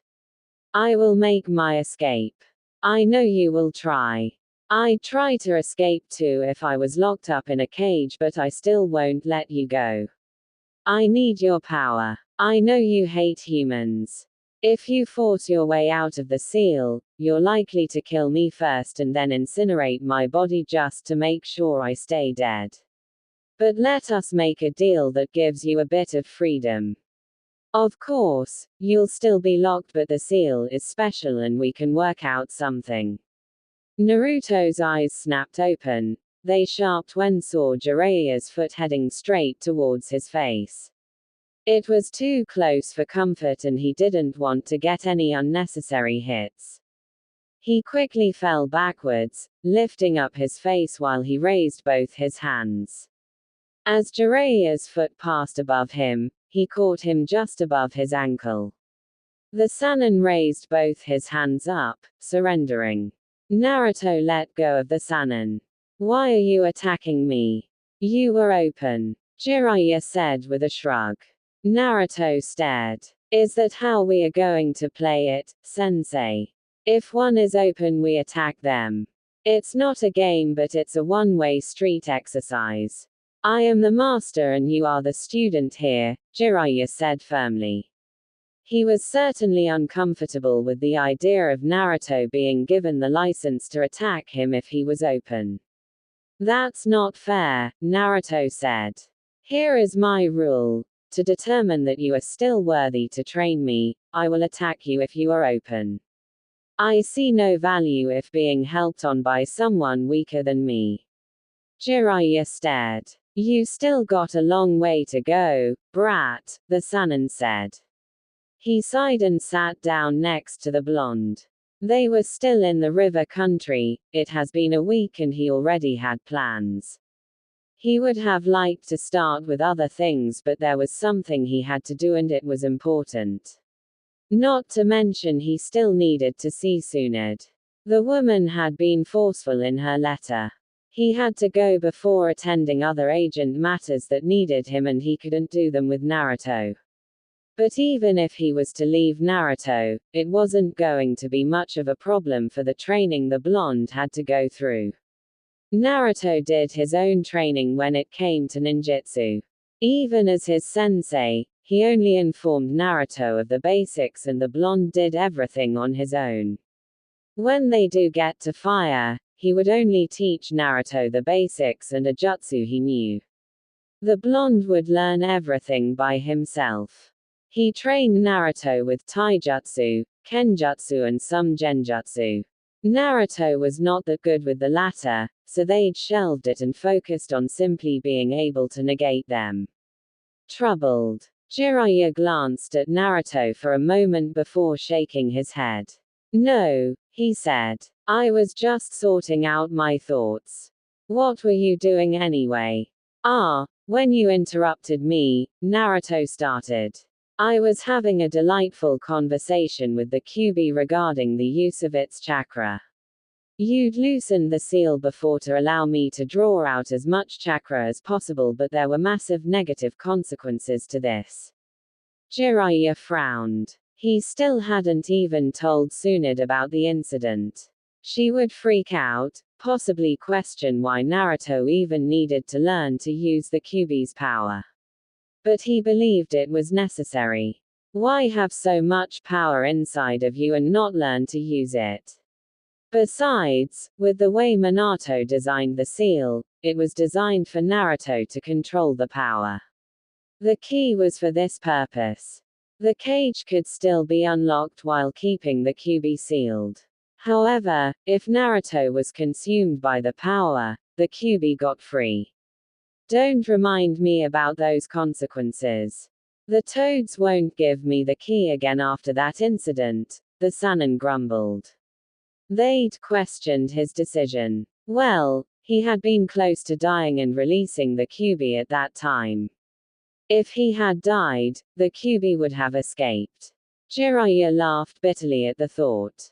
It would have been a ridiculous end to his miserable life if his last deed was unleashing a hateful Beiyu into this world. It would surely leave a trail of destruction on its path, and who would be blamed for it? Most of all, Naruto would be gone. He would have ended Minato's legacy. Naruto shrugged at this. He didn't need the key at this point. He had already copied it and memorized it. Without seeing it, he wouldn't be able to recreate it because the lock was hidden and the seal itself was worthy of Uzumaki. For greatness, we must be willing to take risks, sensei. If everything came easy, things would be different. Naruto said. My conversation with the Beiyu centered on it allowing me to use its chakra freely. Of course, I can still use it freely, but when forced and taken in its raw nature, it leads to situations we both rather avoid. Jiraiya was silent for a couple of moments. Did it say yes? Of course not. The Beiyu wants to leave the cage, Naruto said with a shake of his head. Even so, I still want to learn to control its power. We are fine with at least 2 tails, but anything more than that, it becomes a problem. I'm okay with that, but you must understand that power alone doesn't determine things, Naruto. You can control the power of the Kyuubi and still be unable to do anything. Naruto smiled. Sensei, you should know there is such a thing as soft power. Believe me, I know and understand it. Orochimaru doesn't use his physical prowess to entice his mad followers, he speaks to them, a language they can understand. That is politics. But the power of words cannot be underestimated. You can change things with words. You can influence how people look at things with your words. But as shinobi, there comes a time when words cannot save your life or protect what you value. That is where this power comes into play, don't you think so, sensei? Jiraiya nodded. Sometimes Naruto spoke volumes. Sometimes he spoke like someone who was much older. But he was just a brat. And of course, these were just moments. That is correct. I see Sensei taught you valuable lessons in life. It was necessary, Naruto said with his eyes closed. The villagers glared at me with contempt, they said things in whispers and it crushed me. There were no jutsus there and yet my life could have been destroyed. That is just one practical example of how words can change things. The bitter days that he hadn't seen much of, Jiraiya cursed his cowardice. Had he been a little courageous, he would have bothered trying with Naruto, but he did not. Even when he came, he watched from afar. His sensei had asked him, "When are going to introduce yourself to Naruto?" It didn't have to be anything related to his parents. The third was his beloved master. Naruto could have understood without too many questions. But he hadn't. He had said he couldn't do anything good. Sensei was really good to you, huh? There was sadness in his eyes. Naruto nodded. He was my family, he said and paused. A minute passed before he spoke again. When do we begin? Jiraiya gathered his thoughts for a moment. He gave Naruto a scroll and explained. This contains what you need in order to learn how to convert your chakra into fire before learning to use fire-based jutsus. Like what you did when you learned to bend wind. Naruto shook his head. He returned the scroll back to Sannin. I know how to that. Jiraiya blinked. When did you learn? You have never even tried using fire-based jutsus when sparring with me. You always use wind. About a year ago, Naruto said with a shrug. I have been putting focus on learning to use wind chakra and controlling the air around me. This requires maximum focus. I couldn't allow myself to be preoccupied with something else. More than a year and he never said a word. Not a damn word. But then again, given that shrug, it was apparent that he didn't take it as something serious. You still don't know any fire-based jutsus. I have a good memory, I most certainly remember the hand signs you have used for your jutsus.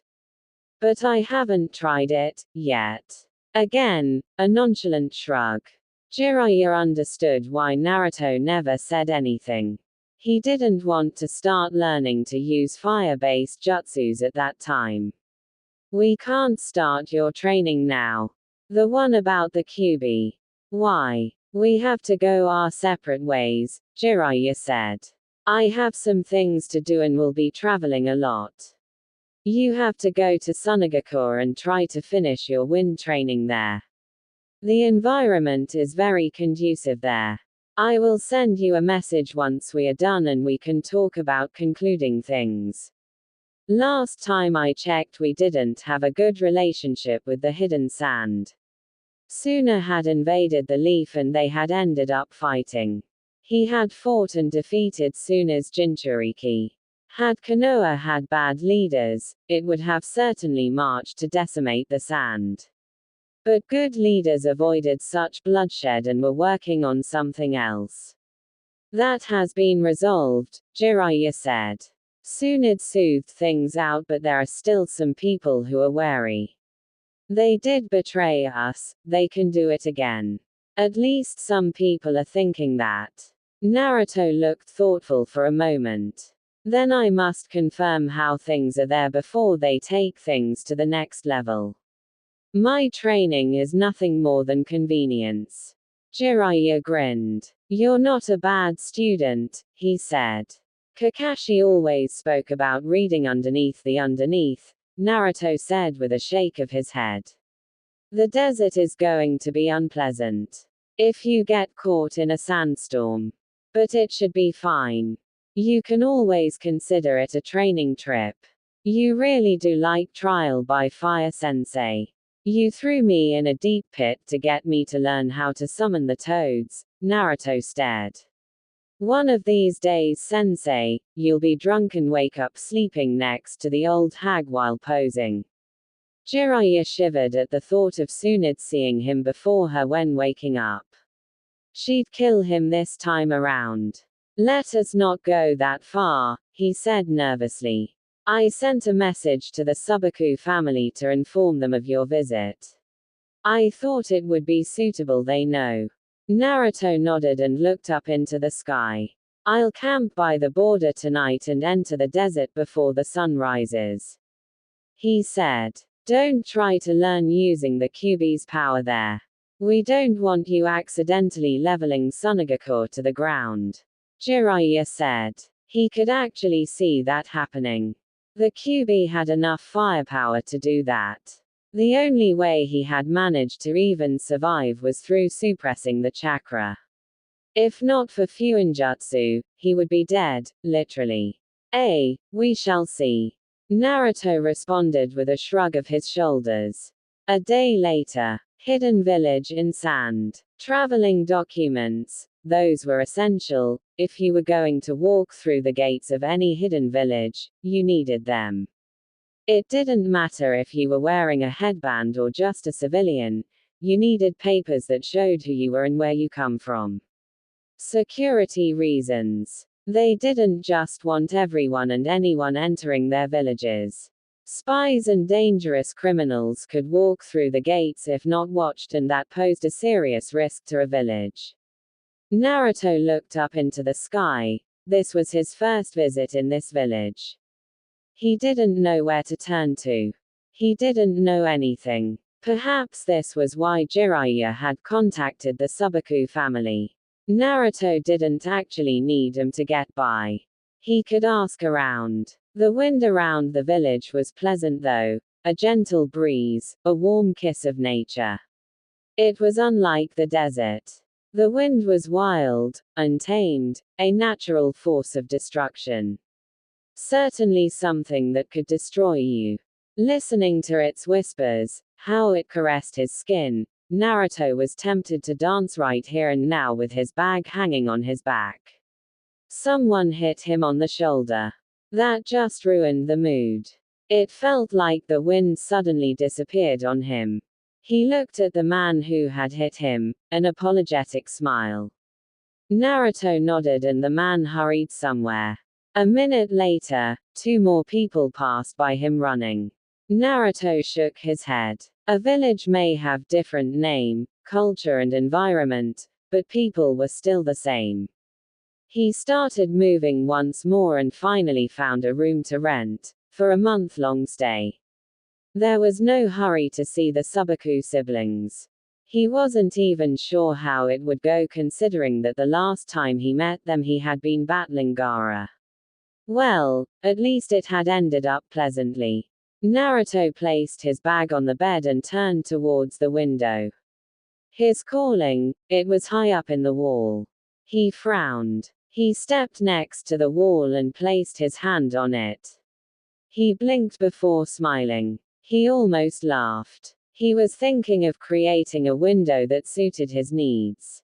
Was he that obsessive about this? Naruto shook his head. The window was probably up there because of the conditions in the village. If storms came, they had to be safe. He placed his hands up and climbed up onto the window. He couldn't sit the way he preferred given the size of the walls, but it would do. Once settled, Naruto looked outside. It wasn't a pleasant view. Then again, he never visited the window for its view. 2 hours went by before Naruto was snapped out of his thoughts by a knock on the door. He thought about ignoring it for a moment.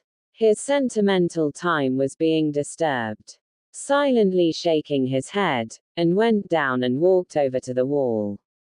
A young girl, who showed him the room, was standing there, with a warm smile. Sorry to disturb you, but I just wanted to see if would take your food here or if you would eat downstairs.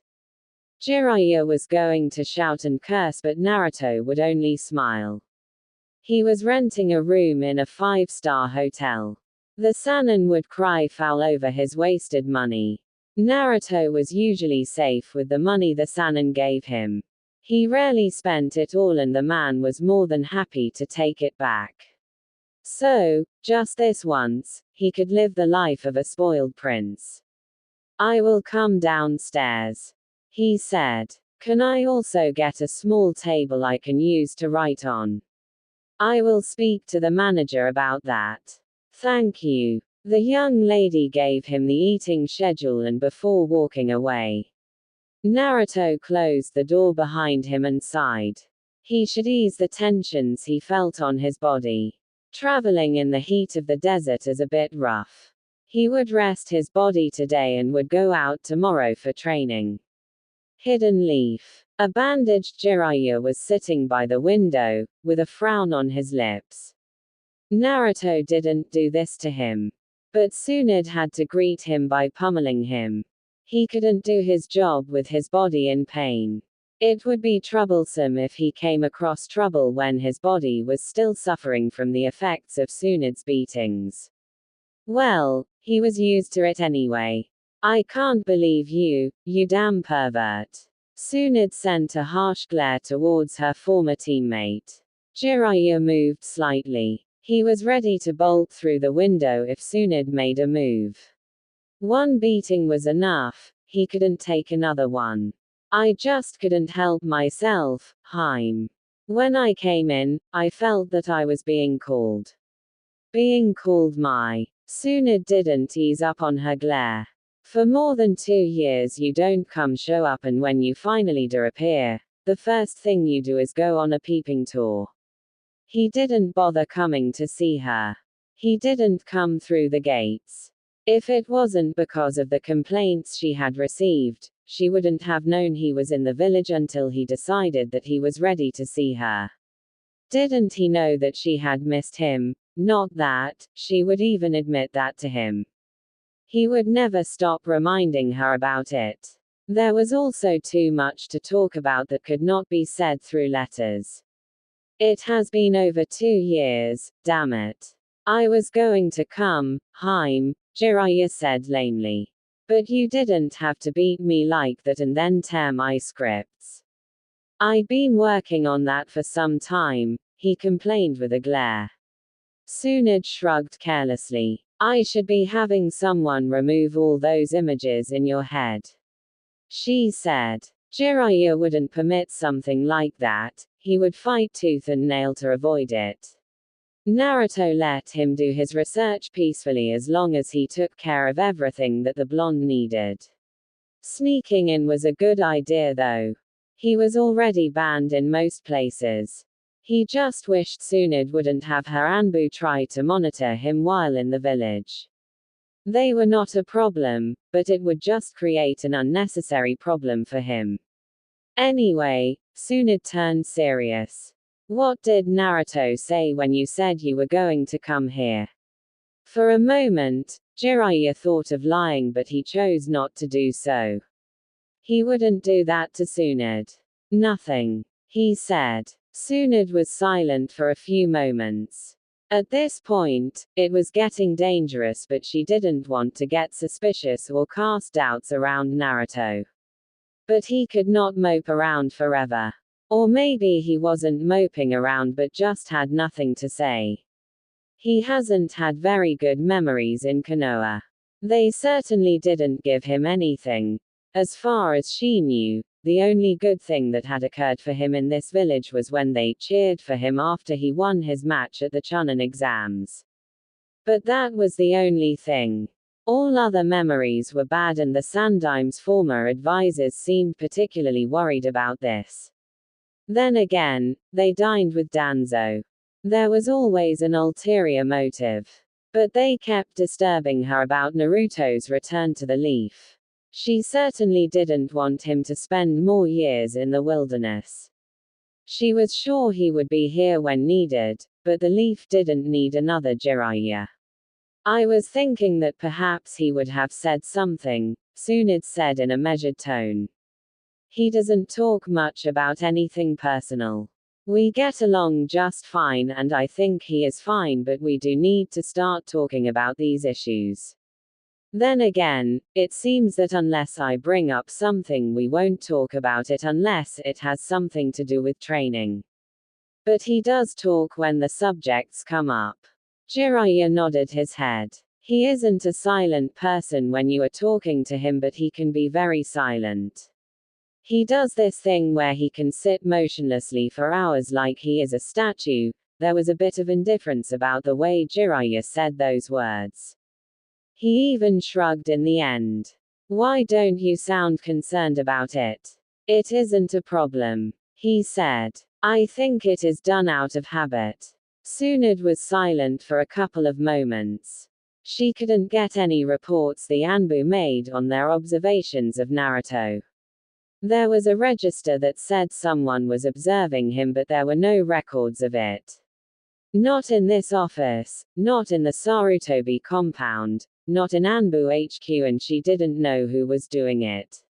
Well, she had succeeded her sensei. If it was something dangerous, he would have made sure to keep it for himself only. The training is going fine, I assume. You don't really give a clear picture in your reports. Everything is going fine. If we end up taking more time, I will talk to the toads about teaching him senjutsu. But I will see what happens in the coming months. Forget senjutsu, why are you talking like you are going to spend more time away from the village, Jiraiya? You have to start talking about coming back now. There is a limit to how much I can tolerate this. I will talk to Naruto about it, but I did mention that we would have to talk about concluding things, the Sannin said. Tsunade stared at the man. He didn't sound concerned, and he wasn't saying they would come back. You're not concerned, are you? You are happy you are spending time with your godson and are able to do some good for your past failures. Jiraiya smiled bitterly. That might be true. It may be selfish on my part, but I am doing something good here. Naruto is learning and he will become a great asset to Konoha. It isn't like there is anything that really needs him here, so he can afford to focus on his training, Jiraiya responded in a tone filled with regrets. I will talk to him about it. Let us just give it one more year, Haim. Tsunade sighed. The issue with Izu is becoming a problem. Naruto is Uzumaki, and his continued absence in the village is troubling to some people and to me really. If there are survivors of the Uzumaki clan there, would he decide to go there, or would he come back to this village that has done nothing but treat him with contempt? Jiraiya frowned. He avoided thinking about this issue. He didn't want to question Naruto's loyalties. His sensei had never said anything about Naruto being a flight risk.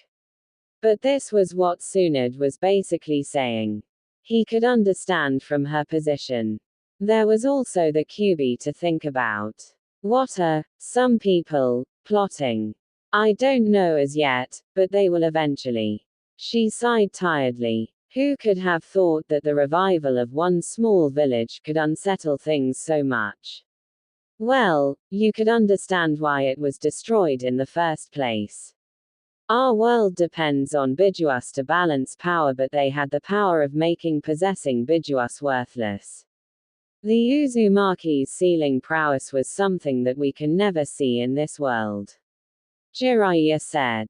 If they have come back, now you start questioning, are they going to come for us? A paranoid person like Danzo will also be thinking, will they also look at Konoha? Why would they turn to us if they have indeed revived? Konoha did nothing after Izu was destroyed. Nothing. Mito was married to the first Hokage. We carry their symbol on our shinobi vests. Kushina was sent to this village for the sole purpose of becoming a Jinchuriki. And yet, when their village was destroyed, we did nothing. Tsunade frowned. That just raises a new problem. We will deal with it when it comes. But if we are looking at it in that way, they have a lot of enemies. She said. We still don't know anything, so best we wait. Have you been able to determine Naruto's standing in this? Jiraiya shook his head. No, he said. He asks questions when talking about it and poses some things that get me thinking, but always does it objectively, not as Uzumaki. Naruto did that often. He didn't reveal his opinion on most things despite his willingness to engage him in any subject. You have to find out what he thinks, Tsunade said. What do you have on Sasuke? He follows Orochimaru closely, but I think he has been around Otogakure in the past months. We never saw him anywhere. Orochimaru is the one who has been rather silent. Tsunade looked thoughtful for a moment. Since he has to change hosts every 3 years, we can assume that his current host is starting to wear out. So he is limiting his movements, she said. This would be a good moment as any to apprehend him. Jiraiya nodded. But we don't know where he is. Otogakure is a massive web of hideouts. If you go to one, Orochimaru will know and escape. You really can't move unless you know exactly where he is. I expect you to find out soon before he takes Sasuke's body. I personally don't care for the brat, but we can't allow Orochimaru to have him. I'm going to be looking around for the next couple of weeks. I will come with something, at least I hope. What of Naruto? I didn't tell you. I sent him to Sunagakure. He will be there for at least a month. If he didn't stop by the desert to train, he should have arrived already. Jiraiya said. You could have said when you came here, Jiraiya, Tsunade said with a shake of her head. How long are you going to stay here? I will be gone by tomorrow morning. Jiraiya said. I have to do what I need to do quickly before meeting up with Naruto.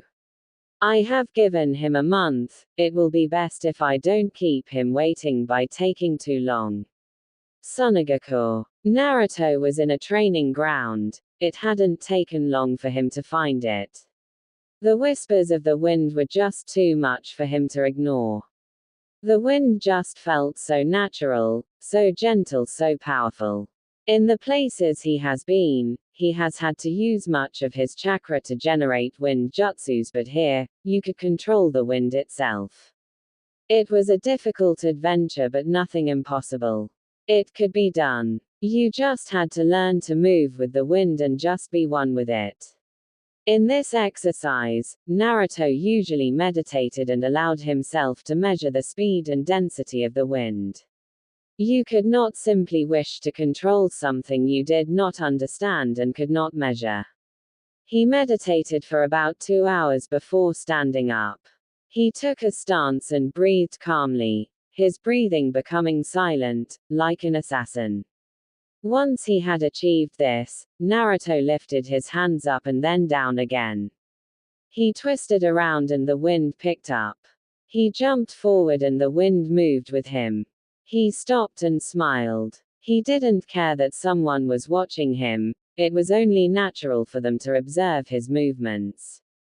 He was still a leaf shinobi and maybe they had become allies once more, but he was using their training grounds without even talking to anyone in their ranks. And by now, they probably knew that he was a Jinchuriki of the Kyuubi. If they were willing to let their Jinchuriki run loose in Konoha, they'd think the leaf would do the same. Naruto shook his head. Wasn't it something that such thoughts hadn't disturbed his breathing? Then again, for how long has he been doing this? The days in the forest of death, the days sitting by the window of his apartment in the leaf. It has been long. Many years. It was only natural for him. But he had forgotten when he started hanging out with people. He shoved the thoughts to the back of his head and returned to his training. He waved his hand across his chest, picking up wind, this time around, with dust. He tried spinning it around, but it fell down. His concentration. Naruto stood motionlessly for a couple of minutes trying to regain his concentration. Once he was satisfied, he started moving. He waved both his hands, moving the gentle air around him. He needed to move with it. he started walking around along with the wind. He did jumps while controlling the wind, moving it with him. He did this for an hour before halting. Naruto waved his right hand front of him in a quick motion. His sand picked up, like a wave before it once more returned to the ground. Naruto clapped his hands together, while standing motionlessly. Sand picked up around him and then started twisting. It was like a small gentle storm. Naruto was moving around with the storm, dancing around the training ground. He stopped, with the dust returning to the ground, sweat on his forehead, breathing a bit labored. Temari stared at the blonde she had seen in Konoha. At first he had been unimpressive, just another brat, but then he did something she never thought would happen. He defeated her brother, even though Gaara had even transformed. It was something she could never forget. He had sacrificed himself that day. He could have died. Gaara could have killed him, but he defeated Gaara and returned her brother to her. Now he was standing there, looking at her. He had grown, he still looked slim, his hair was long, reaching over his shoulders, and it looked like it was never cut because it was messy, but it could be because of the dance he was doing. He was dressed long black pants and a black long-sleeved shirt with a swirling symbol in the front. He had truly grown, a bit of something to look at. That was impressive, Temari said, walking over to Naruto. Naruto shook his head. He had a small smile on his lips seeing the blonde kunoichi. It was nothing, he said. Just requires a bit of concentration and energy. He paused. You don't have a problem if I sit down, do you? I am a little worn out than I'll look. The exercise took out a lot from me. Temari shook her head. She glanced at him with a curious eye as he settled down. On first look, it appeared that you were controlling the sand, but that isn't it. Naruto glanced up at the blonde. Subaku no Temari, the eldest of the past Kazekage's children. As far as he was concerned, this village has yet to elect a Kage since Rasa was killed. This was the daughter of that man and a brother to the puppet user as well as Gaara. His memory of her was when she brutalized Tenten during the Chunin exams and looked irritated when Shikaku quit in their match. Oh yes, she did blush when she first saw Sasuke. What is so funny? Temari more or less demanded. Naruto shook his head. Sorry, I was thinking about something. When we first met, you blushed when you saw my former teammate. Temari sent the blonde a slight glare. She didn't want to be reminded of that moment.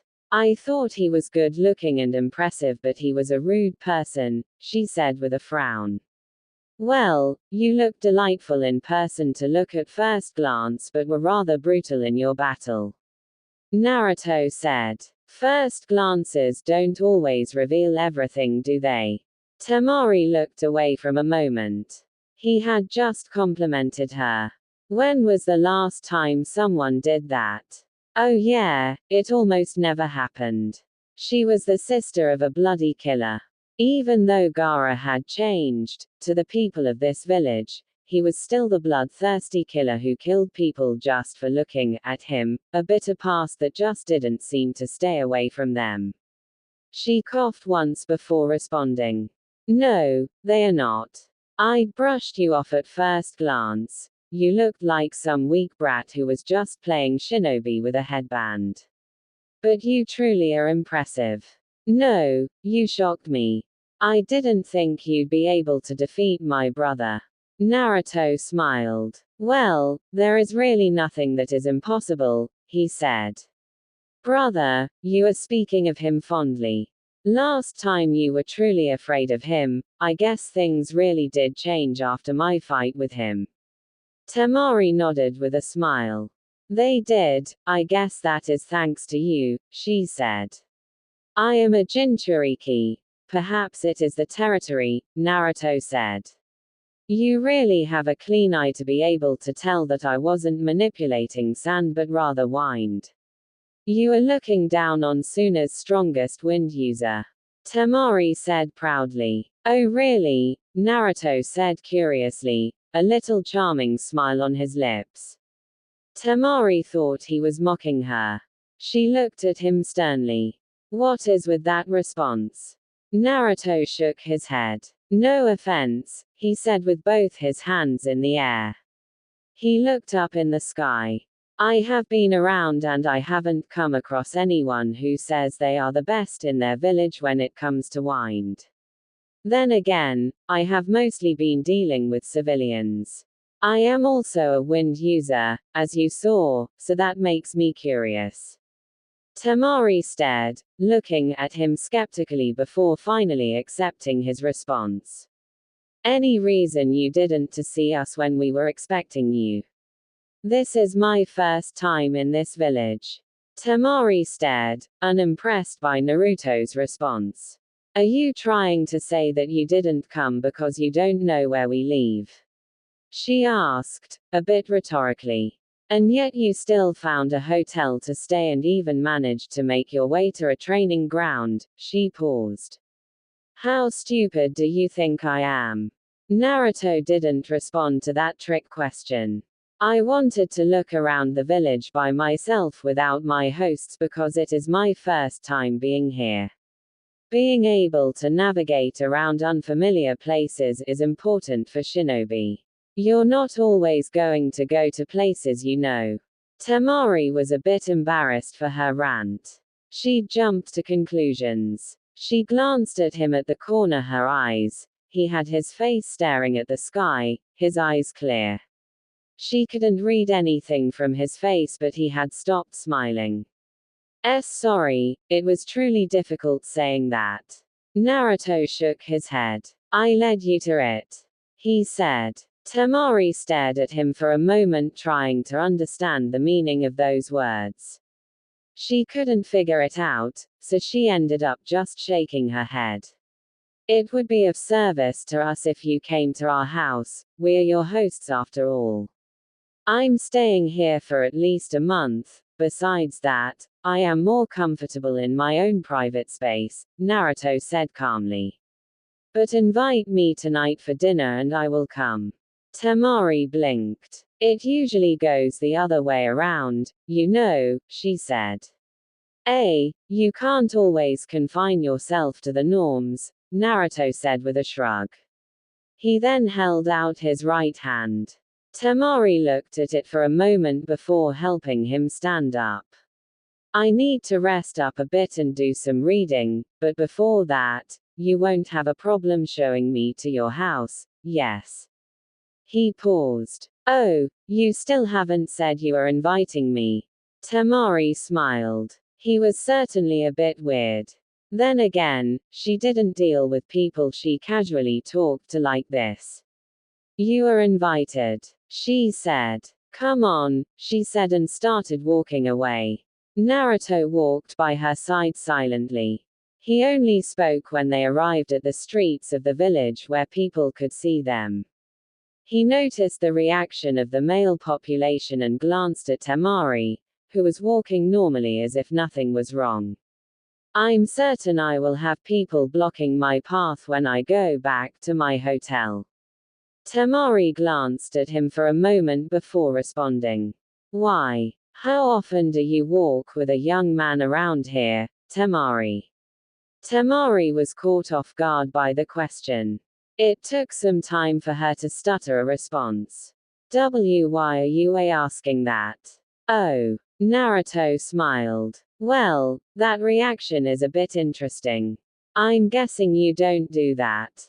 Surprised? I am truly surprised. I mean you are a beautiful woman, I thought both lustful and mad in love boys would be throwing themselves at you. Temari frowned. They can't do that. They are afraid, she paused, shaking her head. They are afraid of my brother.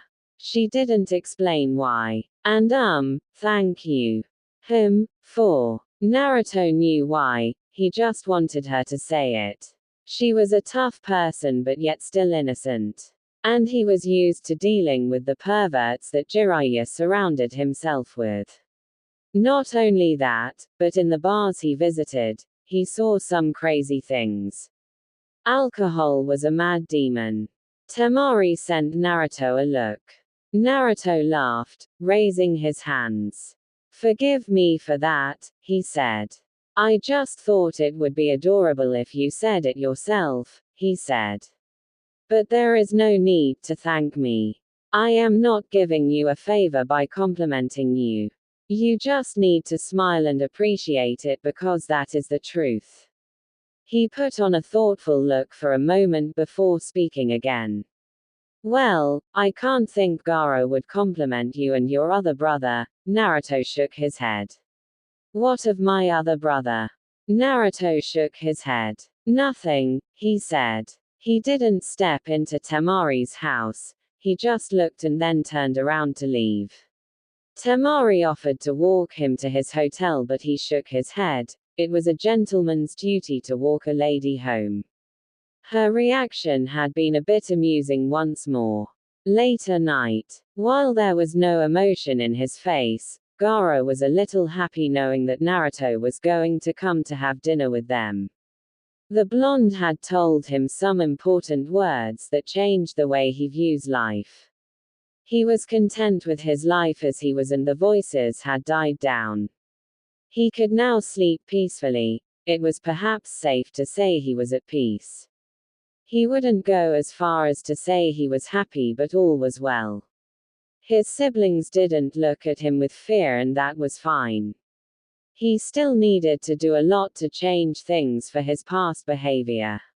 If people hated or fear him, he could understand.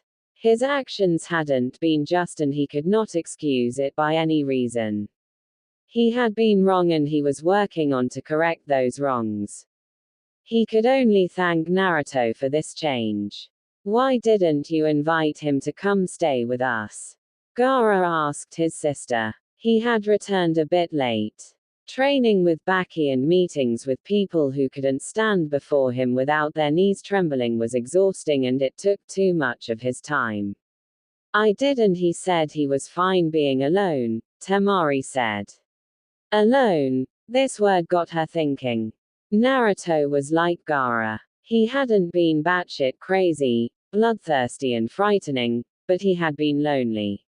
He didn't have family, and he hadn't had friends.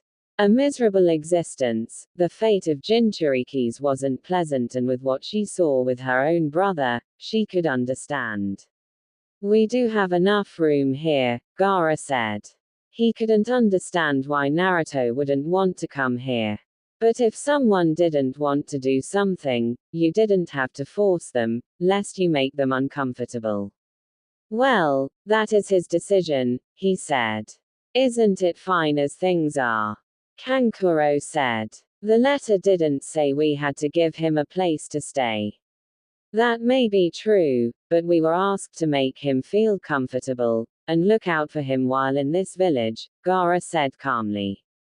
A woman who helped around the house came up with Naruto to the dining room. She then walked away. Temari realized, Naruto was dressed differently from earlier. He must have been wearing training clothes when she saw him during the day. And his hair didn't look out of place. Naruto, please come through, Gaara's voice snapped Temari out of her thoughts. Naruto nodded. There was little emotion in Gaara's voice, you couldn't even tell if he was smiling or not if you didn't look properly like an experienced shinobi. Temari had a smile and Kankuro looked bored. He must be thinking about developing new skills for his puppets, a rare trade of skills for the hidden sand. He sat down next to the bored-looking man and faced Gaara. Thank you for welcoming me to your home, he said. Gaara shook his head. You helped me, this is nothing, he said calmly. Family dinner. Naruto never had this. He had eaten with the Sandaime there and then, but it was not dinner with his blood family. He would never get this chance unless he forms a family of his own. What a miserable existence this was. Although he had said Temari could invite him, he was suddenly feeling a bit out of place. He wasn't used to this. He rarely even ate with Jiraiya. He really had to stop putting himself into things when he would have difficulty carrying them out. But he still couldn't let his discomfort show. He had to play his part. He couldn't make this awkward. He tried, but he didn't speak much for the first couple of moments. He responded to questions until they finished eating and they moved to another room. How are things in Konoha anyway? Gaara asked quietly. Naruto shook his head. I actually haven't been in the Leaf in more than 2 years, he said.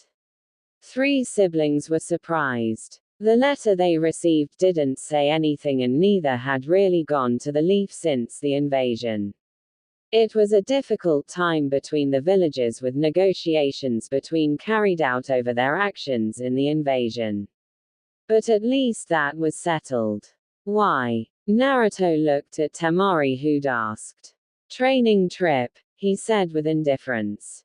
She was still surprised. You haven't been home for that long and you've been just training. What else have you been doing?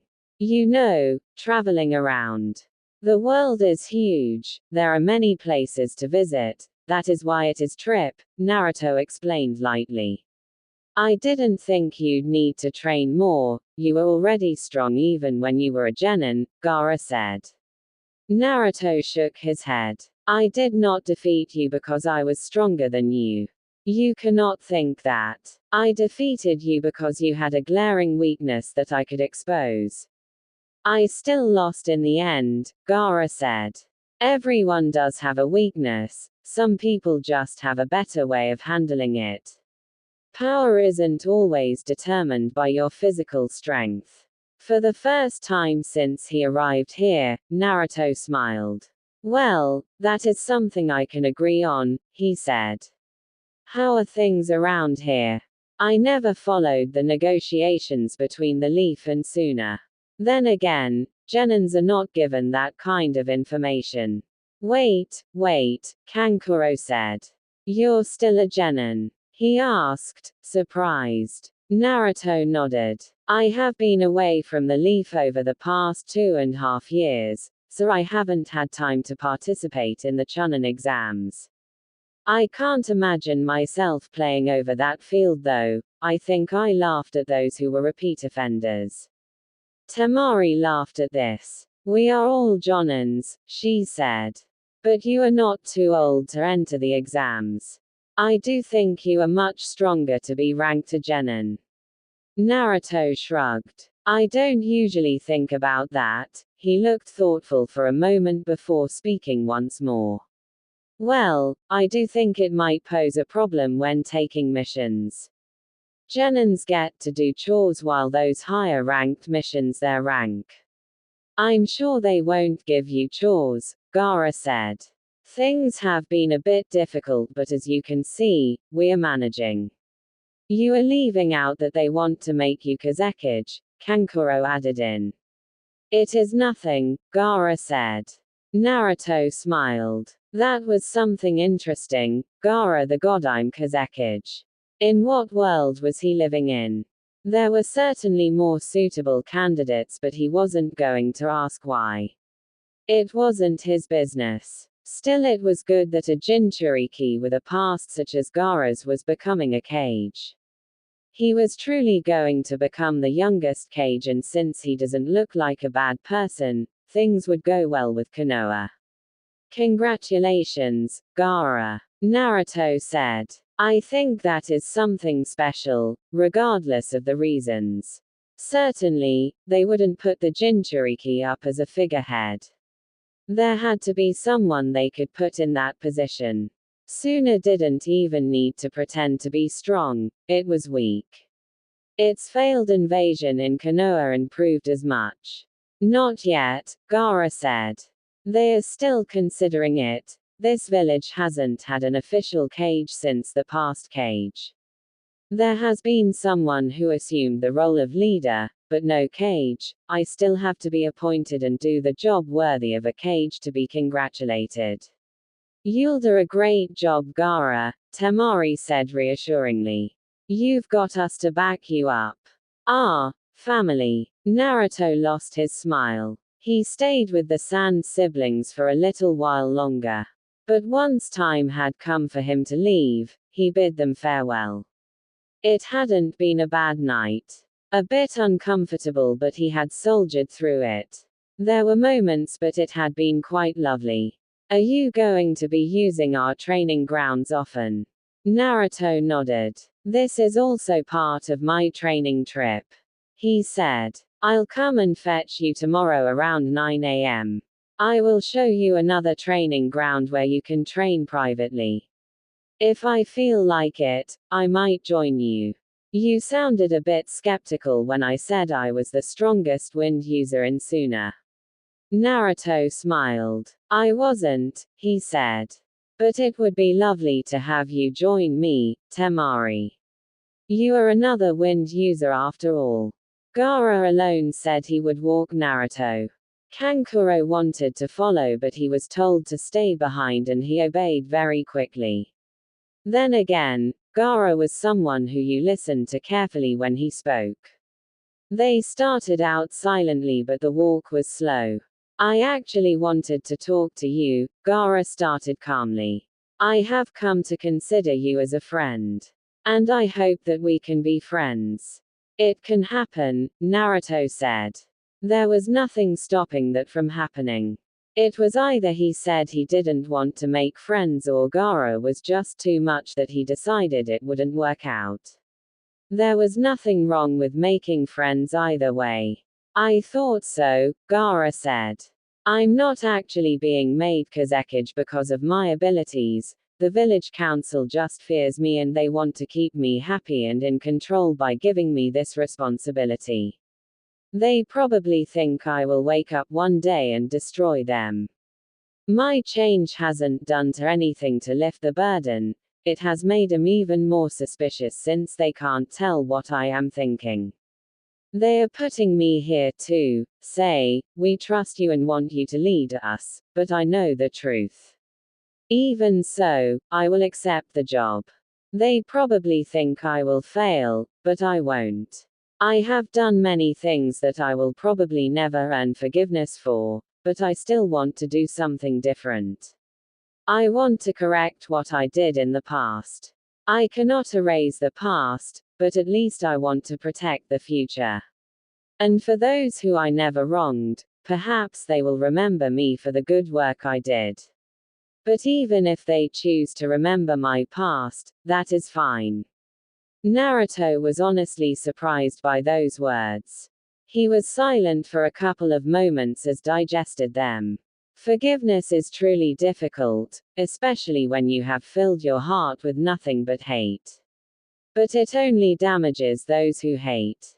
I have never truly seen anyone who stepped out of the darkness to march in the light in the same way as you. People never truly want to accept that they were wrong and they are more willing to pretend that the past never happened. It's safer than apologizing. People want to be forgiven but not willing to do everything to be forgiven, and when they are not forgiven, they turn backwards. You are willing to walk your path even if people do not forgive you, even if people choose to remember you for the dark days, that is special. Naruto looked up to the heavens for a moment. You have taught me something important, and I will admire your courage and willingness to stand in the midst of those who hate you and still do good. That isn't something people are willing to do. A couple of weeks later. For how long has it been since he came to this village? Weeks, and there was still no word from Jiraiya. The Sannin had a way, don't contact me, I will contact you. He didn't even have a way of contacting the Sannin except through the toads. But the time here hasn't been all disturbing. Quite honestly, it has been refreshing. And he learned a lot of things about this village and the Sand siblings. It was truly apparent, Gaara wasn't the most loved.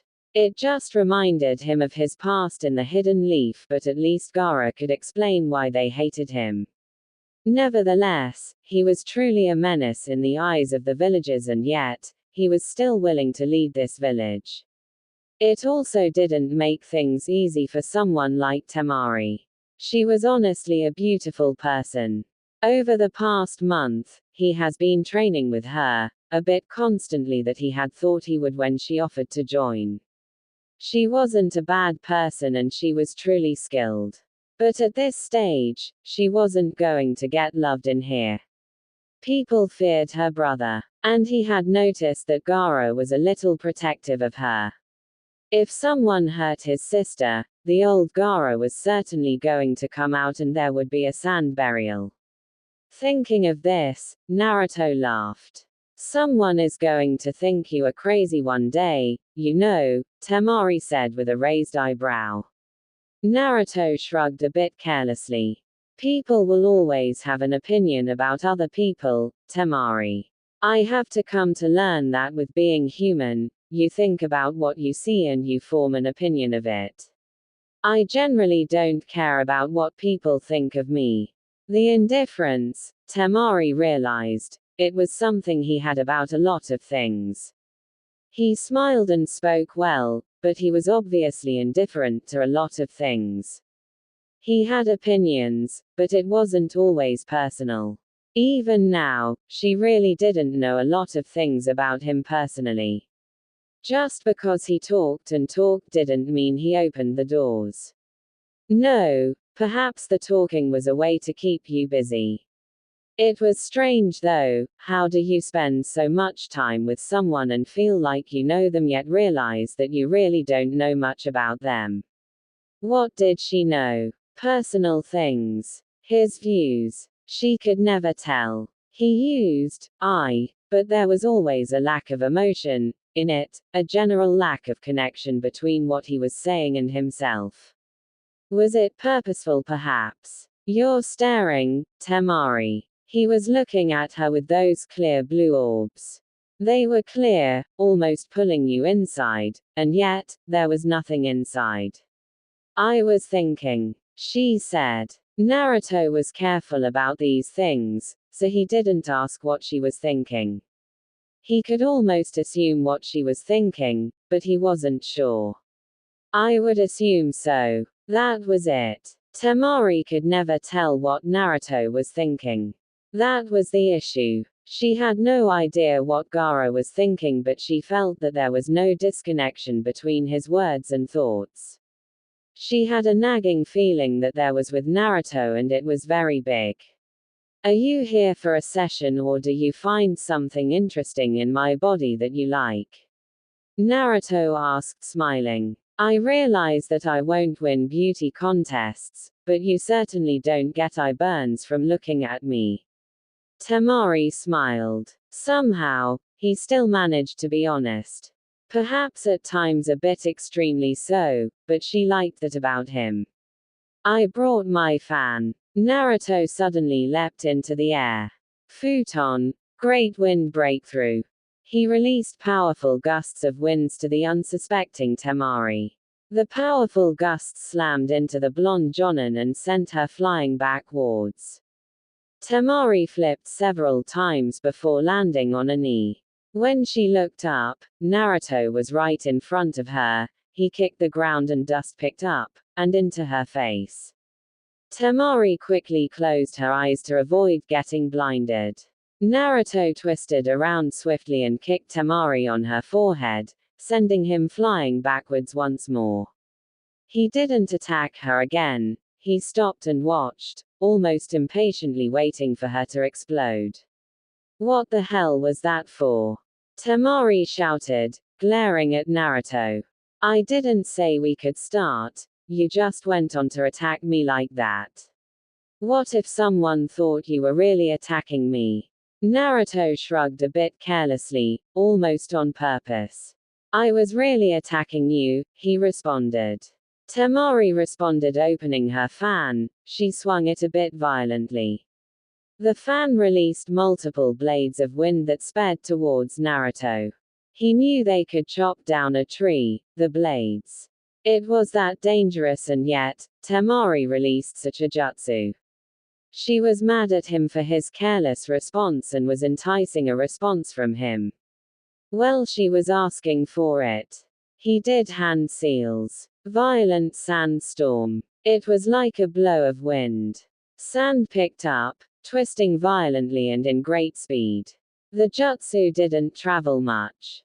It was short range and could be used for defensive purposes, but the speed of the sand within the storm could blast through human flesh. The jutsu blocked Temari's before dying down slowly. Temari flashed behind Naruto, some distance back. She attempted to swing her fan, but Naruto suddenly appeared in front of her. He stopped her from swinging her fan by grabbing it forcefully and then pushed her back.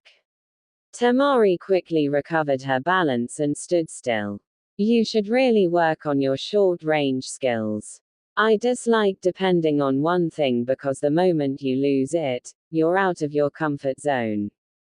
Jiraiya taught me kenjutsu, but you'll never see me carrying a sword.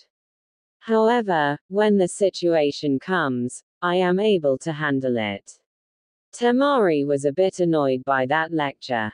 If you want to see my taijutsu skills, we can have a go. Naruto shook his head, smiling. I've seen it, and I don't want to get hit by your fan again, he said. Temari was silent. You're a bit rough though, she said, massaging her temple where Naruto kicked her. He wasn't very merciful. There were those who said they couldn't hit a woman, Naruto could hit. And he did as hard as he could. Perhaps that was the good thing about him. He didn't take it easy on her. He fought seriously. Gentleness is when we're in the bed, Temari, well, unless you like it rough. Bam! The fan landed on his left shoulder. A flustered Temari was glaring at him, trying to fight off the image Naruto had just painted on her head. It could be that he was a pervert. But he really did like teasing her. Was it because she was innocent? I'm going to shove this fan down your throat if you keep saying things like that. While massaging his shoulder, Naruto still laughed. Don't be like that, Temari. You are not a child anymore. And I am helping you get used to such talk. You are already at that age. Naruto didn't mistake that Temari was older than both Gaara and Kankuro. And of course him. How can you be comfortable saying things like that? You get used to it, Naruto said. My sensei is a man who proudly claims he is a super pervert. If you spend time with him, you'll pick up things. There were days I used to receive nosebleeds seeing him with women, but I am used to it. And I hang around that ground as well. They say things a bit for graphically while touching you. Temari had to mentally slap herself from imaging Naruto with a woman, touching him while whispering things to his ears. That happens in the bars. I know you go there. Naruto shrugged. I don't go there to meet people or do anything. Why do you go there? Naruto was silent for a couple of moments. He was thinking if he should answer or not. In the end, he responded. Observation, maybe drunk people amuse me and I go there for the show they put out. Aside from madness, what would you observe? That madness, Naruto said. Madness aside, you see many people in bars, happy, sad, miserable, lost. People go there for different reasons. Some are running away from their problems, some are busy making deals, some are exchanging information, and some are with the wrong crowd. You see many things in a bar full of people. Why would you want to observe such things, if you are not going to do anything about it? Naruto shrugged. Who knows, maybe it helps me understand people better. Maybe I don't even go there for that only but just want to get drunk and forget about the troubles of being a shinobi. He shook his head. If you want to see Gaara liven up a bit, take him there and get him drunk. Temari tried to think about it, but she couldn't even form an image because she could never imagine her brother getting drunk. Would he even agree to go to a bar and drinking? No, he would not. If he does, it was just 1 cup, and he'd nurse it for 7 days. I don't think that will happen, Temari said. Are you done for the day? Naruto nodded. I have always been curious. Temari started slowly. You are always in your hotel room from noon till late. What do you do alone? Naruto looked up into the sky for a moment before looking straight at Temari. In my first year at the academy, I had no friends, no one. The kids avoided me, and their parents openly told them not to play with me. During lunch breaks I sat alone, being ignored. In the streets, people looked at with contempt, so after classes, I would immediately go back to my apartment and sit there. What would be the purpose of going out if people didn't want me in the streets? Naruto asked before shaking his head. Perhaps these days I do it out of habit more than anything. That was perhaps the first time he said something about himself without looking indifferent, without shrugging. She felt, those were his thoughts, his experience, that was the question he had asked himself back then. Temari felt sad. Yet, she felt there was something she was missing. Temari felt sad, realizing just how miserable life had been for him. What were you thinking about while alone? Naruto merely smiled. Temari realized, she wasn't going to get a response. You ever thought of breaking that habit? I hold things of the past too closely, just can't seem to let go easily, Naruto said. There was the indifference, yet this time, Temari didn't feel annoyed by it. It isn't that much of a habit, is it? Perhaps not, Naruto responded calmly. A couple of minutes later, when Naruto arrived at the hotel, he found a message waiting by the window. Jiraiya, he thought. He opened it. Tanzaku guy in 7 days. He could do that. But he had to leave as early as tomorrow. He wanted to travel slowly by the fire country. He could speed through the river country and rest once he crosses the border. Hidden leaf. Danzo, we have to do something about the Kyuubi's Jinchuriki, Koharu said to the Warhawk. It has been more than 2 years and he isn't coming back, Tsunade isn't even saying on the matter. Danzo didn't react visibly to this. This was a troublesome issue, yet nothing new. But with Tsunade present, he couldn't get close to Naruto. Well, with the blonde outside of Konoha, he could make his move. Jiraiya wasn't always with the Jinchuriki. The Sandaime had stonewalled all attempts to get close. He had blocked him and threatened him. His former teammate was willing to turn a blind eye on most things, but when it came to Naruto, he had been immovable like a mountain. There had been no forgiveness. Even Koharu had been told that she wasn't to bring out Naruto when they talked unless she was asking his health or how he was doing in class. If she persisted, she would be sacked as an advisor. He is a flight risk and we cannot afford to lose the Kyuubi. We have already lost the Sharingan. We can't afford this loss. Danzo didn't generally care for the boy, he cared for the Kyuubi. He is currently in Sunagakure training there. Sooner, have they selected a cage, yet? No, he said. If I had my way, we would have just taken control over it. There wouldn't be a need for a cage, but Tsunade has been unwilling. Well, for someone who has fought in wars, Tsunade can be quite naive at times, Koharu said. What are we going to do about the Kyuubi's Jinchuriki? I have a plan, Danzo said.